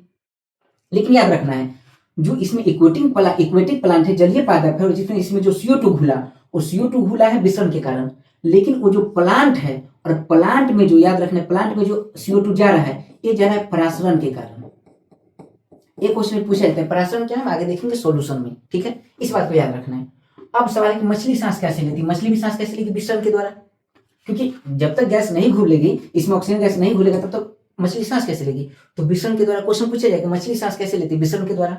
आगे देखिए, रेफ्रिजरेटर को ऑन करने पर या पंखा को ऑन करने पर रूम का तापमान क्यों बढ़ जाता है? इसका सही एक्सप्लेनेशन फिजिक्स में आएगा, लेकिन हम थोड़ा सा एक्सप्लेन करके आंसर तक पहुंच सकते हैं। अगर ऐसा क्वेश्चन आता है तो आप आंसर निकाल सकते हैं। अब मान लीजिए रूम है, रूम में क्या किए, रेफ्रिजरेटर ऑन कर दिए। रेफ्रिजरेटर जैसे ही ऑन करेंगे तो समझिए उसके अंदर का जितना तापमान है रेफ्रिजरेटर का, अब बताइए रेफ्रिजरेटर क्या करता है कि उसके अंदर जो आप पदार्थ रखे हैं प्रॉपर, उसके क्या करते हैं, उसकी गर्मी को प्रॉपर, जैसे समझिए इस बात को, ऑन करने पर रूम का टेम्परेचर क्यों बढ़ जाता है? पंखा को ऑन करने पर टेम्परेचर क्यों बढ़ जाता है? तो जब पंखा घूम रही है तो काइनेटिक एनर्जी, जितने भी गैस काइनेटिक एनर्जी को बढ़ा दिए। अब काइनेटिक एनर्जी को बढ़ा दे तो एनर्जी क्या करेगी, वास्तव में रूम के टेम्परेचर को बढ़ा देगी। तो ये सब जो होता है प्रॉपर, जितना कुछ देख रहे हैं, क्या करती है, विसरण के द्वारा ऐसा होता है। अब इस पर अभी हम लोग प्रॉपर ज्यादा एक्सप्लेन नहीं करेंगे तो टाइम ज्यादा लग जाएगा। फिजिक्स में इसके बारे में बात करेंगे। मैं आपको यहाँ ये बताना चाहता हूँ बस कि रेफ्रिजरेटर को ऑन करने से या पंखा को ऑन करने से, जैसे आपका रूम, आपके रूम है और रूम के गेट पर आप रेफ्रिजरेटर रख दिए या पंखा ऑन कर दिए, तो आपको लग रहा हो कि रूम का टेम्परेचर घट जाता, नहीं, रूम का टेम्परेचर बढ़ जाता है। ठीक है, ये बात याद रखें, डायरेक्ट यही सवाल आता है। अब इसका रीजन क्या है? तो रीजन थोड़ा सा लंबा है, मुझे लग रहा है कि इसको एक्सप्लेन करने में 5-7 मिनट लग जाएगा, तो इससे हमारा इस लेसन को कम, मतलब थोड़ा सा टाइम टेकिंग ज्यादा हो जाएगा, इस लेसन को हार्ड बनाया जाएगा, मतलब हार्ड बन जाएगा।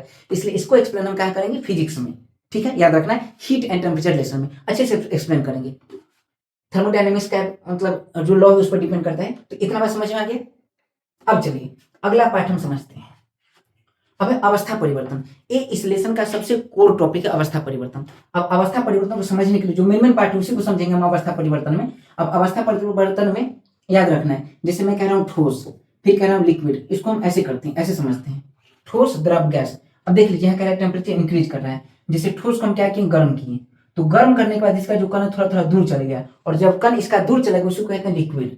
फिर इसको हम गर्म किए तो इसका कण और दूर चल गया, इसको कहते हैं गैस। फिर हम इसे गर्म किए तो इसका कण और दूर चला गया, और इससे पार्टिकल माइनस वाले भी निकल गए, इसको कहते हैं प्लाज्मा। इसका मतलब हम अवस्था परिवर्तन करने के लिए क्या देना पड़ेगा, हमें देना पड़ेगा टेम्परेचर। जैसे ही टेम्परेचर बढ़ाएंगे तो उसके मोलेकुल दूर जाने लगेंगे, और इससे दूसरी अवस्था में आ जाएगा।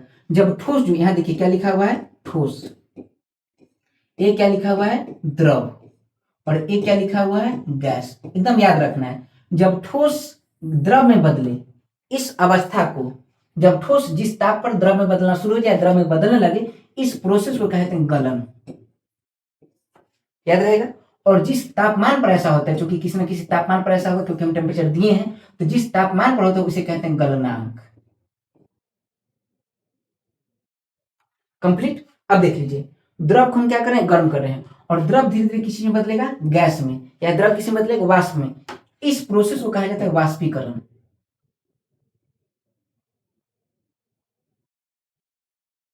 और जिस तापमान पर ये चीज होती है उसे कहते हैं क्वथन या क्वथनांक। अच्छा, वाष्पीकरण तभी होगा जब हम द्रव को गर्म कर रहे हैं, और द्रव गर्म करने के बाद उसका जो कण है वो गर्म होते होते होते पहले अलबलाने लगेगा, इसमें गति जो है हाई हो जाएगी और अलबलाने लगेगा, बलबलाने लगेगा, इसी को बलबलनांक कहते हैं। खोलने लगेगा, इसी को खोलनांक कहते हैं। क्वथन होने लगा, इसी को क्वथनांक कहते हैं। तो याद रखना, ठोस जब द्रव में बदले उसे गलन कहते हैं, इस प्रोसेस को गलन कहते हैं। और गलन जिस तापमान पर होता है, तापमान पर शुरू हो जाता है, उसको गलनांक कहते हैं। जिस तापमान पर गलना शुरू हो, जिसे क्या कहते हैं, गलनांक। और द्रव को जब गर्म करते हैं तो द्रव धीरे धीरे उसके कण दूर जाएंगे और गैस में बदलने लगेगा, वाष्प में बदलने लगेगा। इस प्रोसेस को वाष्पीकरण कहते हैं। जिस तापमान पर होता है उसे कहते हैं क्वथनांक। आ रहा समझ में? अब देखिए, अब हम उल्टा करते हैं। गैस को अगर हम ठंडा करेंगे तो गैस को जैसे हम ठंडा करेंगे तो ये जो गैस के कण है जब ठंडा करेंगे तो नजदीक आएगा। इस प्रोसेस को कहते हैं संघनन। और जिस बिंदु पर ये चीज होती है उसे कहते हैं संघनन बिंदु। अंग्रेजी में कहा जाता है, जैसे इसको अंग्रेजी में कहते हैं मेल्ट, और इसको कहते हैं मेल्टिंग पॉइंट। इसे अंग्रेजी में कहेंगे बॉइलिंग पॉइंट। ठीक है, इसे अंग्रेजी कहेंगे, इसको अंग्रेजी में कहते हैं इवेपोराइजेशन, सॉरी मतलब वेपोराइजेशन, वेपोराइजेशन। ठीक है, इसे कहते हैं कंडेंसेशन।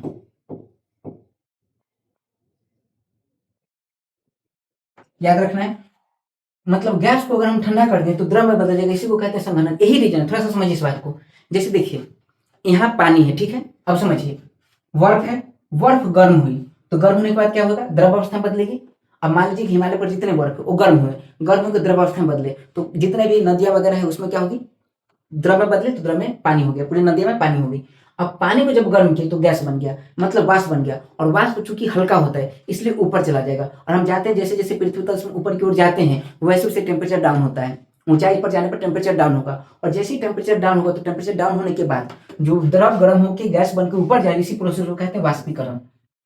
वाष्पीकरण, अब जैसे ही वाष्प ऊपर गई तो ऊपर जाने के बाद क्या होगा, टेम्परेचर डाउन। वो टेम्परेचर डाउन के कारण वाष्प फिर से ठंडा होगा, यानी गैस ठंडा होगा, और गैस ठंडा होकर क्या बनेगा, द्रव। इसी प्रोसेस को कहते हैं संघनन। और इसी संघनन में जब द्रव बना तो द्रव का जो पार्टिकल होते हैं उस पर गुरुत्वाकर्षण बल ज्यादा लगते हैं। गुरुत्वाकर्षण बल जब ज्यादा लगेगी तो ही द्रव नीचे गिरेगा, इसी को हम वर्षा कहते हैं। तो अगर आपसे क्वेश्चन पूछे कि किस प्रोसेस के कारण वर्षा की प्रक्रिया होती है तो आपको याद रखना है संघनन के कारण। कंप्लीट है। अब देखिए, अगर संघनन हो रहा है, द्रव को हम क्या करेंगे, ठंडा करेंगे, तो द्रव को जब ठंडा करेंगे प्रोपर बनेगा ठोस में, और इसी प्रोसेस को कहते हैं हिमकरण। और जिस तापमान पर ये चीज होता है उसे कहते हैं हिमांक, फ्रीजिंग पॉइंट। और जिस तापमान पर ये होता है उसे कहते हैं संघनन बिंदु, कंडेंसन पॉइंट। चलिए, ये बात समझ में आ रहा है। अब एक बात मैं बताता हूँ इसमें, मैंने कह दिया कि पदार्थ को, ठोस को गर्म करेंगे तो द्रव बनेगा, द्रव को गर्म करेंगे गैस बनेगा, गैस को फिर जब एक गैस वाष्प बन के ऊपर जाएगी, जब ये ठंडा होगा तो द्रव बनेगा, फिर ये वर्षा हो जाएगी प्रॉपर। अब देखिए, अगर फिर हम ठोस को, जो पानी लिए, वर्षा हुई पानी लिए, पानी को ठंडा किया तो ठोस में बदला, यानी यह प्रक्रिया बार बार होती, इसी परिवर्तन को हम अवस्था परिवर्तन कहते हैं। और ऐसा नहीं किसी टेम्परेचर से पॉसिबल है, एक प्रेशर से भी पॉसिबल है। अगर प्रेशर को बढ़ाएंगे तो भी ऐसा होगा, लेकिन प्रेशर को बढ़ाने के लिए टेम्परेचर को कुल रखना पड़ेगा। ठीक है, तो अवस्था परिवर्तन तापमान और दाब दोनों से हो सकता है। अब इतना बात हम समझ गए। अब मान लीजिए हम ऐसा करते हैं कि जो मैंने क्या कहा, ठोस है, उसको गर्म किए लिक्विड, उसको गर्म किए गैस, गैस को ठंडा किए लिक्विड, लिक्विड को ठंडा किए ठोस। लेकिन कुछ ऐसा प्रोसेस बताए कि ठोस डायरेक्ट गैस में बदल जाए। क्या है ये, ठोस डायरेक्ट किस में बदल जाए, गैस में। तो देखिए, आप जानते हो कि कपूर, ठीक है, तो कपूर को आप गर्म करें तो डायरेक्ट गैस में बदल जाएगा। इस प्रक्रिया को कहा जाता है ऊर्ध्वपातन। हालांकि रूल ये है कि फेज चेंज, जैसे ठोस को गर्म करेंगे तो द्रव ही बनेगा, द्रव को गर्म करेंगे तो गैस ही बनेगा, गैस को ठंडा करेंगे तो पहले द्रव बनेगा फिर ठोस बनेगा, ऐसा रूल है। लेकिन क्या होता है, बीच में फेज गैप हो जाता है, और फेज गैप में क्या होगा, ठोस को गर्म करें तो डायरेक्ट गैस बन जाता है। इस प्रोसेस को कहते हैं ऊर्ध्वपातन, और अंग्रेजी में कहा जाता है इसे सब्लिमेशन। यहाँ से एग्जाम में बार बार सवाल आ चुका है, इसे क्या कहते हैं, सब्लिमेशन। इसके बहुत सारे एग्जाम्पल है, तो मैं काम करता हूँ, एक टॉपिक लेता हूँ यहाँ से, ऊर्ध्वपातन। ऊर्ध्वपातन, इसे अंग्रेजी में क्या कहते हैं, सब्लिमेशन। क्या है, एक ऐसा प्रोसेस है जिसमें सॉलिड जो है, ठोस है, और डायरेक्ट किस में बदल जाए, गैस में बदल जाए। ठीक है, डायरेक्ट ठोस गैस में बदल जाए, उसको क्या कहते हैं, उदरपातन कहते हैं। अब इसमें कौन कौन से पदार्थ हो सकते हैं, इसमें पदार्थ जो होंगे वो आपको याद रखना है, बहुत इंपॉर्टेंट है, जिसका नाम है आयोडीन। मैं एक ट्रिक से याद करा दूंगा, एक है आयोडीन, याद रखना है आयोडीन, और दूसरा आपको याद रखना है अमोनियम क्लोराइड। अमोनियम क्लोराइड एक आपके दिमाग चला, सब कपूर बता दूंगा अभी, जितने इंपॉर्टेंट है सारा बता रहा हूं। अमोनियम क्लोराइड, एक याद रखना है आपको कपूर, एक आपको याद रखना है ठोस कार्बन डाइऑक्साइड, ठोस कार्बन डाई ऑक्साइड।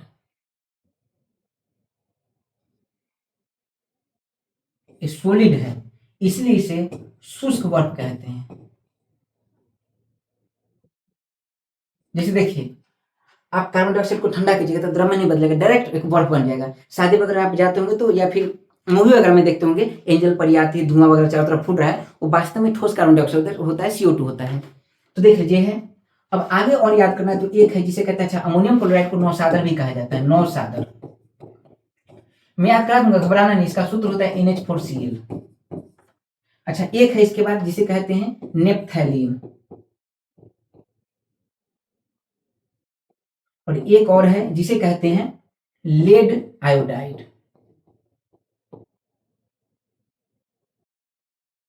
ठीक से देखिए, 1 2 3 4 5 6, ये अगर आप 6 याद कर लेते हैं, कोई भी एग्जाम होगा यहां से बाहर सवाल नहीं आएगा। ठीक है, ये है उदरपातित पदार्थ। अब याद कैसे करेंगे, तो एक तरीका मैं देता हूं। अगर आपको सब्लिमेटेड सब्सटेंस या उदरपातन किसमें हो तो उसका एग्जाम्पल याद करना है, तो उसका एक ट्रिक है, और ट्रिक याद रखना है झिनकझिन झा, कौन से हीरो है, तनकझिन झा से करके अनिल कपूर। तो आपको ट्रिक याद रखना है अनिल कपूर। ठीक है, अगर याद कर लेंगे तो आपको सारा कुछ याद हो जाएगा। और से सबसे पहले आपको याद रखना है आयोडीन। ठीक है, ये आप याद कर लीजिए, और से आयोडीन, और नौ से याद रखना है 2, एक तो याद रखना है नौसादर, और एक याद रखना है नेपथैलीन। ठीक है, आयोडीन, नौसादर, नेपथैलीन, और ल से याद रखना है लेड आयोडाइड। फिर क से कपूर से पूरा कपूर याद रखना है, फिर क से याद रखना है ठोस कार्बन डाइऑक्साइड। ठीक है, बाकी ठीक है। तो ये याद कर लीजिएगा, डायरेक्ट याद कर लेते हैं, अच्छी बात है, जैसे आप याद कर सकते हैं वैसे याद कर सकते हैं।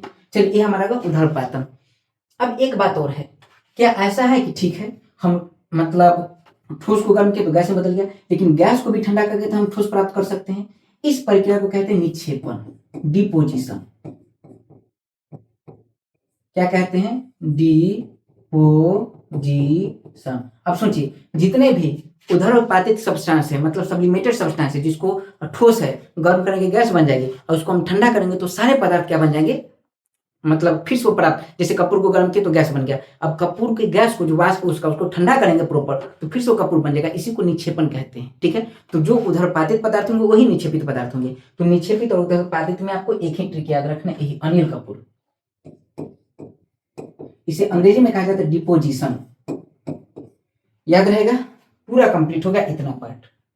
अब एक पार्ट आता है प्रॉपर हमारा, जो भी देखें गलनांक, हिमांक वगैरह। अब एक बात मैं बताता हूँ, यहाँ से आपको एक बात याद रखना है कि जो भी आप देखें पीछे, तो एक टर्म आप देखें गलनांक, एक टर्म आप देखें हिमांक, एक आप देखें वाष्पीकरण, और एक आप देखें टेम्परेचर जिसका नाम है क्वथनांक। अब एक बात मैं बताता हूँ, गलनांक और हिमांक जब भी होगा तो सेम तापमान पर होगा। अगर बर्फ 0 डिग्री सी पर जम रही है तो 0 डिग्री सी पर ही क्या करेगी, गलेगी। याद रहेगा ये चीज। वाष्पीकरण क्वथनांक में भी यही संबंध होता है। अब चलिए, अब इधर से एक बात हम देखते हैं। ऐसे हालांकि बहुत ऐसे टॉपिक है कि गलनांक पर प्रेशर का क्या प्रभाव पड़ता है, हम सब पर बात करेंगे। अब यहाँ देख लेते हैं हिमांक। अच्छा, हिमांक, हिमांक का अनुमानिक टॉपिक है। इसका मतलब है कि जैसे देख लीजिए, मैंने बताया हिमांक, हिमांक मतलब क्या है, तो हिमांक मतलब अगर कोई पदार्थ, जैसे हिम, हिम मतलब होता है बर्फ, अगर मान लीजिए पानी है, पानी को हम फ्रिज में रख देते हैं तो ठंडा होकर जम जाती है, तो इसी घटना को कहते हैं हिमीकरण, और जिस तापमान पर होता है उसे कहते हैं हिमांक, फ्रीजिंग पॉइंट। यानी अगर किसी लिक्विड को क्या करें हम, सोलिड में बदलें, इसी को क्या कहते हैं हिमांक। बर्फ में बदलना है, इसी को क्या कहते हैं हिमांक। किस में बदलना है, बर्फ में, इसी को क्या कहते हैं, हिमांक कहते हैं। अब यहाँ हिमांक का अवनमन। अब एक बात मैं बताता हूँ, मैंने बताया जो हिमांक का तापमान होगा वही किसका ताप होगा, गलनांक का। यानी गलनांक और हिमांक का तापमान लगभग सेम है, और हिमांक के साथ हम जैसा बिहेव करेंगे गलनांक के साथ भी वैसा ही बिहेव होगा। अब हिमांक और गलनांक को हमें बदलना है तो बदल सकते हैं एक पदार्थ मिलाकर, जिसे कहते हैं अशुद्धि।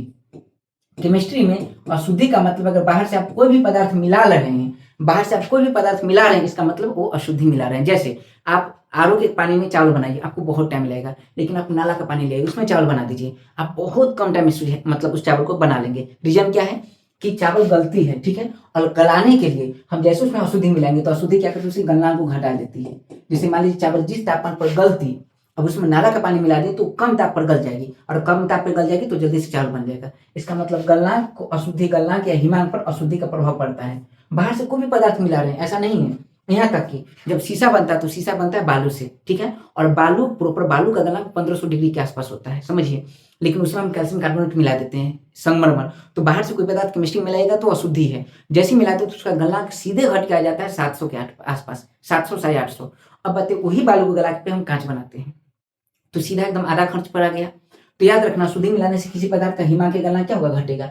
यही रीजन है कि देखिए समुद्र का पानी कभी भी नहीं जमता है। क्यों? देखिए समुद्र का पानी क्यों नहीं जमता, इसका रीजन है, या समुद्र का जल 0 डिग्री तापमान पर भी हमेशा द्रव अवस्था में रहता है। ऐसा क्यों होता है कि देखिए समुद्र का पानी है वो 0 डिग्री तापमान पर, अगर सोचिए होता क्या, 0 डिग्री तापमान पर हम जानते हैं कोई पदार्थ क्या होता है, जम जाता है, पूरा समुद्र का पानी बर्फ बन जाता है। लेकिन समुद्र में क्या पाया जाता है, समुद्र में पाया जाता है नमक। और हम जानते हैं बाहर से कोई पदार्थ मिला है तो समुद्र में जो नमक है प्रॉपर वो क्या एक प्रकार का अशुद्धि जैसा काम कर रहा है। और जब ये अशुद्धि जैसा काम करेगा तो क्या इसके गलनांक को घटा देगा, यानी जो पानी 0 डिग्री पर जम रही थी अब 0 डिग्री पर नहीं जमेगी, वो जमेगी माइनस में। और जानते हैं जब हम नमक मिला देते हैं और समुद्र की 1 लीटर पानी में लगभग 35% नमक मतलब 350 ग्राम नमक होता है, बहुत ज्यादा नमक है। और इतना नमक जब मिला देते हैं इसका मतलब साफ साफ है, लगभग समझिए 25 से 30% नमक है। और इतना नमक मिला देते हैं तो उसका टेम्परेचर उसका जो गलनांक है या हिमांक है वो -22 डिग्री के आसपास चला जाता है। यानी समुद्र के पानी को अगर गलाना हो, जमाना हो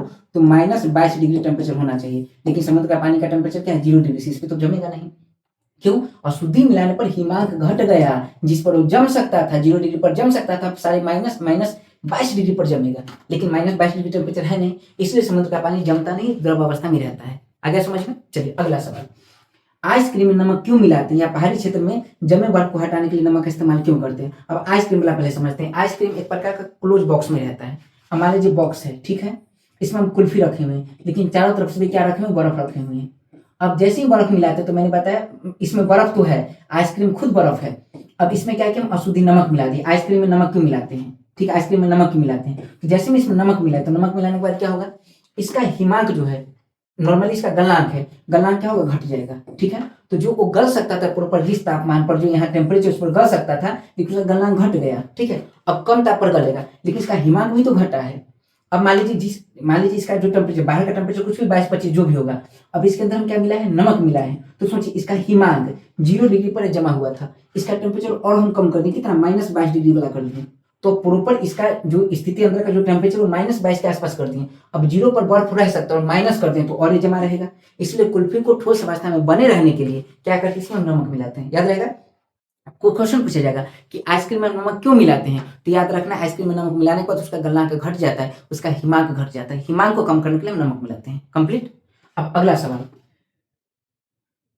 पहाड़ी क्षेत्र में जमे बर्फ को हटाने के लिए नमक का इस्तेमाल क्यों करते हैं। अब समझिए पहाड़ी क्षेत्र ऐसे, यहाँ बहुत सारा नमक है, ये दोनों एक दूसरे के कॉन्ट्राडिक्ट है, मतलब एक दूसरे के विरोधाभास क्वेश्चन है, दिमाग लगेगा ठीक से। अब पहाड़ी क्षेत्र में जैसे हम नमक मिलाते हैं, जो बर्फ है, बर्फ पर हम क्या कि नमक मिलाए। अब नमक मिलाने के बाद क्या होता है, इसका जो गलनांक है, गलनांक घट गया, इसका हिमांक घट गया। अब सोचिए जैसे ही हिमांक घटा, अशुद्धि मिलाने पर गलनांक हिमांक घट जाता है। अब पहाड़ी क्षेत्र में बर्फ गलाना है, इसलिए गलाने पर सोचेंगे। अब मान लीजिए गलनांक घटा कहने का मतलब क्या है, या हिमांक घटा, सोच लेते हैं। तो जैसे ही नमक मिलाएंगे तो नमक मिलाने के बाद हिमांक घटा। अब सोचिए ठीक से, कंफ्यूज नहीं बनाए। अब जैसे ही बर्फ मिलाएं तो सोचिए ठीक से, पहाड़ी क्षेत्र का जो वो एटमॉस्फेयर है उसका टेम्परेचर कुछ होगा, मान लीजिए कि 0 डिग्री सी है, इस पर भी बर्फ है, लेकिन जैसे नमक मिलाएंगे तो यहाँ का टेम्परेचर कितना चल गया, -22 डिग्री सी।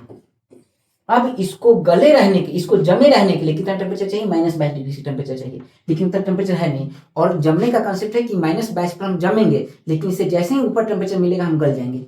लेकिन यहाँ का टेम्परेचर 0 है, जो -22 से बहुत ज्यादा टेम्परेचर है, इसलिए पहाड़ी क्षेत्र में नमक मिलाने के बाद जैसे ही बर्फ में नमक मिलाएंगे तो सारा बर्फ पिघल जाएगी, मेल्ट कर जाएगी, क्योंकि -22 डिग्री टेम्परेचर यहाँ का हो गया उस फेज का, और उससे यहाँ बहुत ज्यादा टेम्परेचर तो मेल्ट कर जाएगा और सारा बर्फ पिघल के निकल जाएगा, रास्ता पूरा साफ। ये समझ में आया? तो इस घटना को कहते हैं हिमांक घट जाना, अशुद्धि मिलाने पर हिमांक घट जाता है, इसे कहते हैं हिमांक अवनमन, डिप्रेशन इन फ्रीजिंग पॉइंट। समझ में आया ठीक से? कोई डाउट इसमें नहीं है?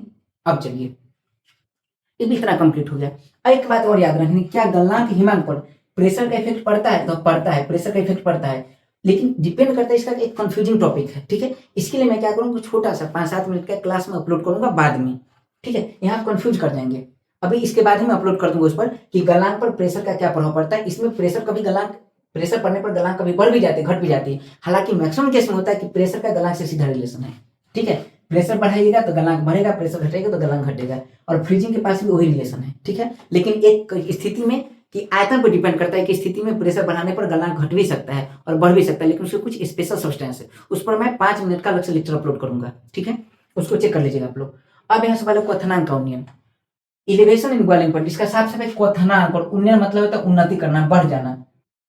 अब देखिए क्वथनांक क्या है, आप जानते हैं कि जिस तापमान पर पानी को हम गर्म करें तो पानी वाष्प में बदलेगी, तो पानी को वाष्प में बदलने के समय पहले खोलेगी, खोलने के बाद वाष्प में बदलती है।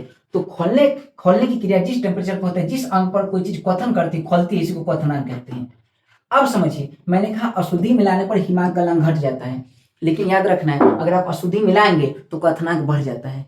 इसीलिए मैं बता रहा हूँ, नॉर्मल समझिए कि अगर क्वेश्चन पूछे कि नाला के पानी में या फिर गंदी पानी में, ठीक है, नदी के पानी में खाना बनाओ, जैसे 2 बात कहता हूँ, एक है आरओ वाटर, ठीक है, और एक है नदी का पानी। अब इस दोनों में क्या करना है, खाना बनाना है, तो किस में खाना जल्दी बनेगा, समझ लेते हैं। तो क्या करेंगे, प्रॉपर समझिए। अब इसमें क्या होगा, अब इस पर एक बात कर लेते हैं, इसके साथ हम बात कर लेते हैं। जैसे यहाँ से बन जाएगा, कैसे बन जाएगा बताइए। गंदा पानी कौन सा, नदी का पानी, और गंदा पानी, तो गंदा पानी क्या करेगा, अशुद्धि जैसे मिले, इसमें अशुद्धि मिला हुआ है तो क्या करेगी, गलनांक को घटा देगी। अशुद्धि मिलाने पर गलनांक घट जाता है, और गलनांक जैसे ही घटेगी तो खाना जल्दी उसमें बन जाएगा, कंप्लीट। क्योंकि जिस तापमान पर चावल गल सकता है तो उससे पहले गल जाएगा, क्योंकि गलनांक घट चुका है। अब क्वथनांक का उन्नयन है, क्वथनांक का उन्नयन 2 चीजें पर निर्भर करता है, अगर अशुद्धि मिलाएंगे तो भी क्वथनांक बढ़ जाएगा, और नहीं तो क्वथनांक का प्रेशर से सीधा रिलेशन होता है। बॉइलिंग पॉइंट का प्रेशर से कैसा रिलेशन है, सीधा रिलेशन। घबराना बिल्कुल नहीं है, एकदम आराम से देखना, चीज एकदम तुरंत समझ में आ जाएगी। सवाल पूछा जाता है कि प्रेशर कुकर में खाना जल्दी पक जाता है, क्यों, इसका रीजन क्या है, बताइए। क्वथनांक का प्रेशर से कैसा रिलेशन है, सीधा रिलेशन। अब बताइए, प्रेशर कुकर में क्या है, प्रेशर बहुत ज्यादा है। अब प्रेशर जब बहुत ज्यादा है तो बताइए क्वथनांक क्या होगा, बहुत ज्यादा, ठीक है। प्रेशर कुकर में प्रेशर बहुत ज्यादा, तो क्वथनांक भी क्या होगा, बहुत ज्यादा। और क्वथनांक जब बहुत ज्यादा, अंदर प्रेशर बहुत ज्यादा है, क्योंकि हम जितना भाप वगैरह दिए सब भाप अंदर ही है, तो क्वथनांक जब प्रेशर बढ़ाते हैं, प्रेशर कुकर में प्रेशर ज्यादा होता है, जिसके कारण उसका क्वथनांक बढ़ जाता है। और क्वथनांक का मतलब है जिस तापमान पर पानी खोलने लगे, ठीक है। तो पानी मान लीजिए 100 डिग्री पर खोल रही है, तो पानी का खोलना कितना है, 100 डिग्री से। नॉर्मल जो मतलब बर्तन में हम चावल बनाते हैं उसका पानी का क्वथनांक 100 डिग्री से होता है। जैसे हम प्रेशर कुकर में पानी को डालते चावल बना रहे हैं, तो वहां प्रेशर बढ़ा तो प्रेशर क्वथनांक को बढ़ा देगी। तो अब यहाँ जो क्वथनांक होगा 100 नहीं होगा, 120 डिग्री से होगा या 150 डिग्री से होगा। अब बताइए 100 डिग्री से वाला जो जल है और 150 डिग्री वाला जल है, उसमें बताइए क्वथनांक तो बढ़ चुका है। अब बताइए ज्यादा ऊर्जा किसके पास है, तो ज्यादा ऊर्जा इसके पास है, क्योंकि प्रेशर बढ़ा तो क्वथनांक बढ़ेगा, क्वथनांक बढ़ा तो इतना क्वथनांक, मतलब जिस ताप पर पहले खोल सकती थी अब ज्यादा ताप पर खोल रही है, ठीक है। अब इससे ज्यादा खोलेगी तो इसके पास ऊर्जा ज्यादा है, और ऊर्जा ज्यादा है तो चावल को जल्दी बना देगी। तो याद रखना है कि प्रेशर कुकर में खाना जल्दी क्यों बन जाता है, क्योंकि प्रेशर कुकर में प्रेशर बहुत ज्यादा होता है। प्रेशर जब बहुत ज्यादा होगा तो क्वथनांक बहुत ज्यादा होगा, क्वथनांक बाद ज्यादा होगा तो ज्यादा ताप पर पानी खोलेगी, ज्यादा ताप पर पानी खोलेगी, उससे क्या होगा कि पानी ज्यादा ताप पर खोलेगी, ताप तो तुरंत ऑक्यूपाई कर लेता है, ज्यादा ताप पर खोलेगी तो ज्यादा ताप के कारण उसका ऊर्जा ज्यादा होगा, ऊर्जा ज्यादा होता है चावल जल्दी पक जाएगा, एक खाना जल्दी पक जाएगा। लेकिन एक बात और, क्या ये गलनांक वाला भी कॉन्सेप्ट क्रिएट करता है, तो करता है। देखिए प्रेशर बढ़ा, प्रेशर कुकर में प्रेशर ज्यादा है, और प्रेशर जब ज्यादा होगा, ठीक है, तो प्रेशर ज्यादा होता है तो प्रेशर कुकर में आप देखते होंगे सीटी निकलती है। और सीटी क्यों निकलती है, क्योंकि अंदर का जो प्रेशर है, प्रेशर कम है, और जब प्रेशर घटेगी तो प्रेशर घटने से गलनांक घटेगा, और जब गलनांक घटेगी तो चावल कम टाइम पर गल जाएगा, कम टाइम पर गल जाएगा, इसलिए चावल जल्दी सीज जाएगा।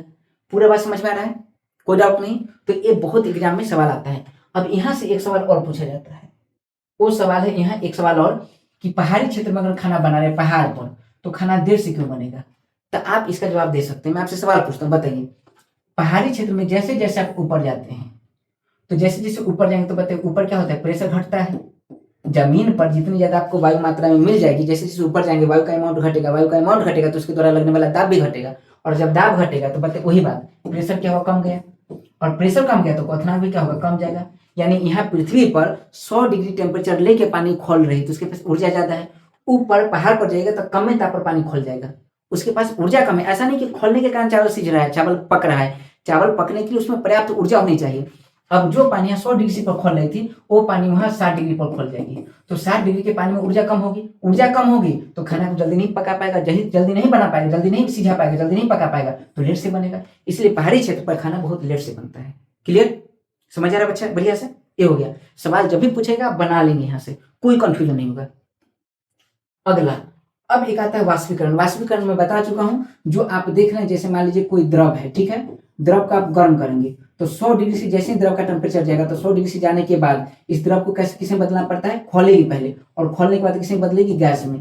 इसी प्रोसेस को गैस में, इसी को कहते हैं वाष्प, इसी प्रोसेस को कहते हैं वाष्पीकरण। आ रहा समझ में। लेकिन याद रखना है, जिस तापमान पर प्रोसेस हुई उसको वाष्पीकरण कहते हैं। लेकिन अब खुद सोचिए, घर में मम्मी पोछा लगाती है, अब पोछा मम्मी लगा रही, क्या रूम का टेम्परेचर 100 डिग्री से होता है? नहीं, फिर भी तो पानी वाष्प में बदल रही है। आप देखते होंगे सड़क पर बारिश हुई, पानी जमी, धूप हुआ, पानी सूख गई, क्या वहां भी 100 डिग्री से टेम्परेचर होता है? क्या 100 डिग्री से टेम्परेचर हो जाएगा, आदमी का पानी सूख जाएगा, पूरा आदमी मर जाएगा, डिहाइड्रेशन पूरा हो जाएगा। अब समझिए 100 डिग्री से टेम्परेचर तो होता नहीं, फिर भी कैसे पानी उड़ जाती है? तो उस प्रोसेस को जो किसी भी ताप पर, मतलब क्वथन से, इस टेम्परेचर को कहते हैं क्वथन, और क्वथन से कम तापमान पर अगर वाष्पीकरण की प्रक्रिया होने लगे उसे कहते हैं वाष्पन, इवेपोरेशन। तो अगर क्वेश्चन पूछे वाष्पीकरण जब भी होगी तो 100 डिग्री से पर होगी, लेकिन वाष्पन होगी तो वाष्पन 100 डिग्री से कम तापमान भी हो सकता है, किसी भी तापमान पर हो सकता है वाष्पन, ठीक है। इसलिए हम कपड़ा वगैरह सुखा पाते हैं। क्लियर है? तो बताइए वाष्पन में और वाष्पीकरण में क्या अंतर है? ये 100 डिग्री सी पर होगी, क्वथन के तापमान पर ही होगी, लेकिन वाष्पन सभी तापमान पर संभव है। मतलब 100 से कम पर तो होगी ही, और 100 से ज्यादा तो डेफिनेट होगी। कंप्लीट है वाष्पन। अब वाष्पन को प्रभावित करने वाले कुछ कारक हैं, उस पर हम बात कर लेते हैं। देखिए वाष्पन समझे, वाष्पन को में क्या कहते हैं? इवेपोरेशन। अब इसके हम कई एग्जांपल घर में देखते हैं। जैसे आप देखें, बचपन में छोटे रहे होंगे, स्कूल जाने का आपका टाइम रहा होगा, मम्मी खाना बनाती है सुबह सुबह उठ के, फिर भी लेट हो जाता है, जनरल है, हर घर में ऐसा होता है। अब खाना बनाने में लेट हो गया, अब मम्मी खाना गर्म है पूरा, मतलब मान लीजिए खिचड़ी बना दिया आपके लिए, ठीक है, अब खाना गर्म है पूरा, अब आपको जल्दी खाना है, तो आप कोई छोटा सा, मतलब क्या बोलते हैं, कटोरा में नहीं खाएंगे, आपको मम्मी क्या करती है, एक बड़ा सा परात लेती, बड़ा सा थाली लेती, बहुत बड़ा, और उसमें क्या करती, पूरा खाना भर देती है, ठीक है, पूरा फैला देती खाना को। क्यों फैला दी? इसलिए फैला दी कि इसका क्षेत्रफल अगर ज्यादा होगा, तो ज्यादा क्षेत्रफल होगा तो इसमें जो भी वाष्प है पूरा, क्योंकि इसमें जल है, जल के कारण ही खाना गर्म है। अब सोचिए, जब ये गर्म है पूरा, तो आप जानते हैं खाना बने तो गर्म होगा, और गर्म होगा प्रॉपर, जब ये गर्म है तो उसका जो ऊपरी सतह है, ऊपरी सतह, वो क्या होगा, गर्म होकर वाष्प बन के उड़ेगा, और जब वाष्प बन के उड़ेगा, याद रखना है, गर्म जल से ज्यादा वाष्प गर्म होता है। अब ये वाष्प बन के जब उड़ेगा, तो जब भी ये उड़ेगा प्रॉपर, इसका जो ऊपरी सतह है, जब भी उड़ेगा तो एनर्जी लेके उड़ गई, तो खाना ठंडा हो जाएगा। इसलिए बड़े एरिया में क्या करते हैं, खाना को रख देती है। अच्छा, और देखिए, मम्मी जब कपड़ा सुखाने जाती है तो कभी भी आप देखोगे कपड़ा को ऐसे ममोड़ चमोड़ के, मतलब समेट के आप ऐसे डाल देंगे, तो मम्मी डांटी होगी, फिर उस कपड़ा को ऐसे फैलाई होगी। क्यों? क्योंकि एरिया हम बढ़ा देते हैं तो वाष्पन की क्रिया ज्यादा होती है। यानी वाष्पन को प्रभावित करने वाले कई कारक हैं। क्योंकि यहाँ समय कम है, मैं यहाँ ट्रिक दे देता हूँ, ट्रिक से आप सवाल बना लेंगे। वाष्पन को प्रभावित करने वाले जो कारक हैं वो आपको अगर याद रखें तो याद रखिएगा, WAT, वाट बटा H, BP एंड VP। ये अगर आप याद कर लेते हैं, ठीक है, तो वाष्पन के प्रभावित करने वाले कारक आपको याद हो जाएंगे। जैसे एक एरिया है, वहां विंड, W से याद रखना, W से क्या है, विंड, विंड मतलब हवा, A से याद रखना एरिया, T से याद रखना है टेम्परेचर,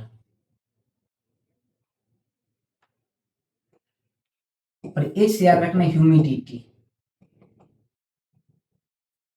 बॉइलिंग पॉइंट, और वेपर प्रेशर। ठीक है, याद रखना है। इसमें से एक दो सवाल से, मतलब एक दो टॉपिक से सवाल आता है, लेकिन आप एक बार ध्यान दे देंगे इसे, वाट बटा H, BP, VP। अब देखिए, वाष्पन को प्रभावित करने वाला कारक, मतलब अगर विंड बढ़ेगा, जैसे एक एरिया है, ठीक है, जहां हवा खूब चल रही है और हवा कम चल रही है, बताइए कपड़ा कहाँ ज्यादा सूखेगा, जहां हवा ज्यादा चल रही है। तो याद रखना, अगर हवा जहां चलेगी, ज्यादा हवा चलेगी, वहां वाष्पन की क्रिया ज्यादा होगी, वाष्पन की क्रिया ज्यादा होगी तो कपड़ा जल्दी सूख जाएगा। तो याद रखना है। अच्छा, एरिया, मम्मी मैंने बताया कि आप ऐसे कपड़ा को ममोड़ के, मतलब ऐसे ही, मतलब पूरा दबा के, पूरा सिकुड़ा के ऐसे करके डाल देते, वो नहीं सूखेगी, मम्मी फैला देती कपड़ा, जल्दी सूख जाती। क्यों? क्योंकि एरिया ज्यादा होने से वाष्पन की क्रिया ज्यादा तेज होती है, इसीलिए।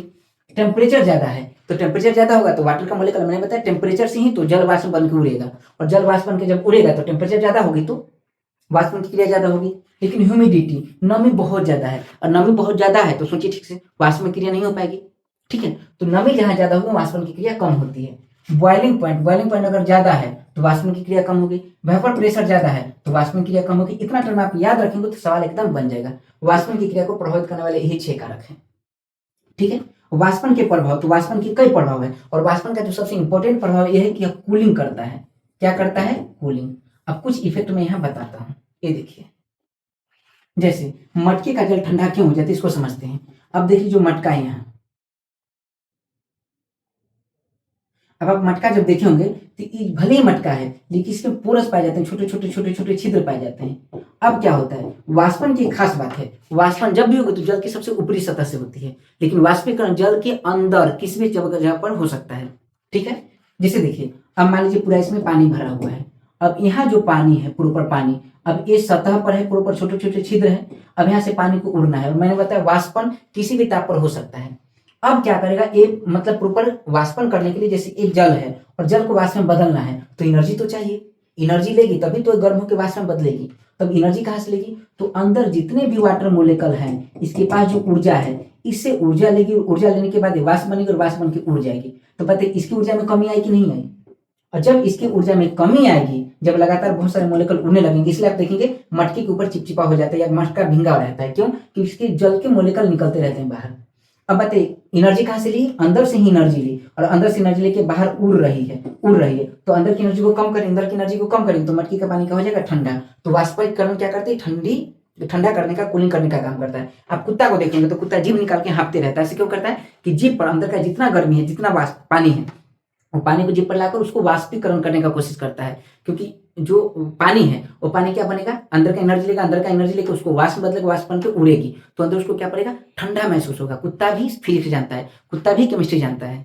ठीक है, गधा तो जानता ही होगा। चलिए ये समझ में आ रहा है। अच्छा, गर्म शुष्क दिनों में कूलर अधिक ठंडा क्यों करता है, यही कारण है। गर्म शुष्क दिनों में कूलर अधिक क्यों ठंडा करता है बताइए।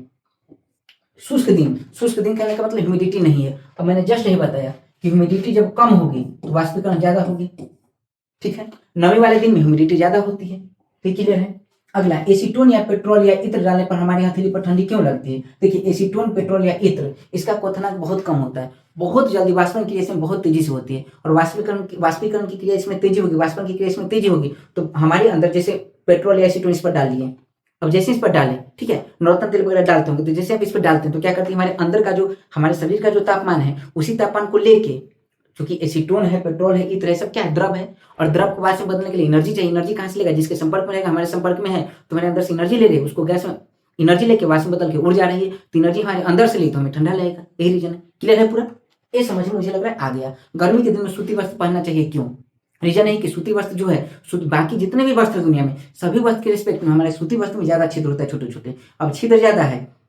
अब पसीना, कई बार ये भी क्वेश्चन आता है कि पसीना ठंडा क्यों लगता है। हमारे जो पसीना आ गया, सूती वस्त्र पहना हुआ है, अब पसीना क्या करेगा, तो पसीना जो है उसको वाष्पीकरण हो रहा है, या फिर पसीना किसी को है तो पंखा चला देने से, पंखा झलने से पसीना सूख जाता है, क्यों। ये सब जितना सवाल है सब वाष्पन से रिलेटेड है। कैसे होगा, तो मान लीजिए पसीना आ चुका है, अब जैसे ही आप क्या करते हैं, पंखा झलते हैं, तो मैंने बताया, जस्ट अभी बताया कि जैसे देखिए विंड वाष्पीकरण को प्रभावित करती है। मैं पंखा झला तो पंखा लगातार डोलाने से क्या होगा कि विंड का प्रभाव ज्यादा होगा, विंड इससे टकराएगी और विंड क्या करेगी, इसको एनर्जी देगी, हमारे शरीर से भी इसको एनर्जी मिलेगा, और एनर्जी के कारण वाष्प बन के उड़ जाएगी। तो क्या होगा, हमें ठंडा महसूस होगा। कपास के कपड़े, सूती वस्त्र पहनने से भी यही घटना होती है, इसलिए हमें ठंडा महसूस होता है, इसलिए कंफर्टेबल है सूती का वस्त्र। इतना बात मुझे लग रहा है समझ में आ गया होगा। मैं सारा कॉन्सेप्ट आपको पढ़ा दिया, कुछ भी नहीं छोड़ा हूँ, बस एक चीज छोड़ा हूँ जो कहते हैं गलनांक पर प्रेशर का प्रभाव। इसलिए छोड़ा हूँ कि यहाँ अगर आप नया नया केमिस्ट्री में पढ़ रहे होंगे तो ये टॉपिक आपको कंफ्यूज कर सकता है, क्योंकि लंबा क्लास हो जाएगा। तो एक मैं 5-7 मिनट में पूरा कंप्लीट करूंगा। एक स्पेशल क्लास जरूर देखिएगा, गलनांक पर प्रेशर का क्या प्रभाव पड़ता है। यहाँ से सवाल भी आता है धातु के मुद्रण में, ये इंपॉर्टेंट है, थोड़ा सा टफ भी है, इसलिए इसको हम स्पेशल एक बार आराम से करेंगे, क्योंकि लंबा क्लास होने पर थोड़ा सा बोलने में भी इशू हो जाता है। चलिए कंप्लीट है पूरा, मुझे पूरा यकीन है कि चीजें आपको समझ में आई होगी। अब अगला जो लेसन हमारा होने वाला है रासायनिक वर्गीकरण, जिसमें तत्व और मिश्रण पढ़ेंगे, तो कंप्लीट है पूरा। सवाल इसका लगाना है पूरा, आप एक एक पॉइंट आप कंप्लीट कर लेंगे। मिलते हैं अगले क्लास में एक नई ऊर्जा के साथ, नए टॉपिक के साथ। तब तक मुस्कुराइए और मन लगाकर पढ़िए। जय हिंद, जय भारत।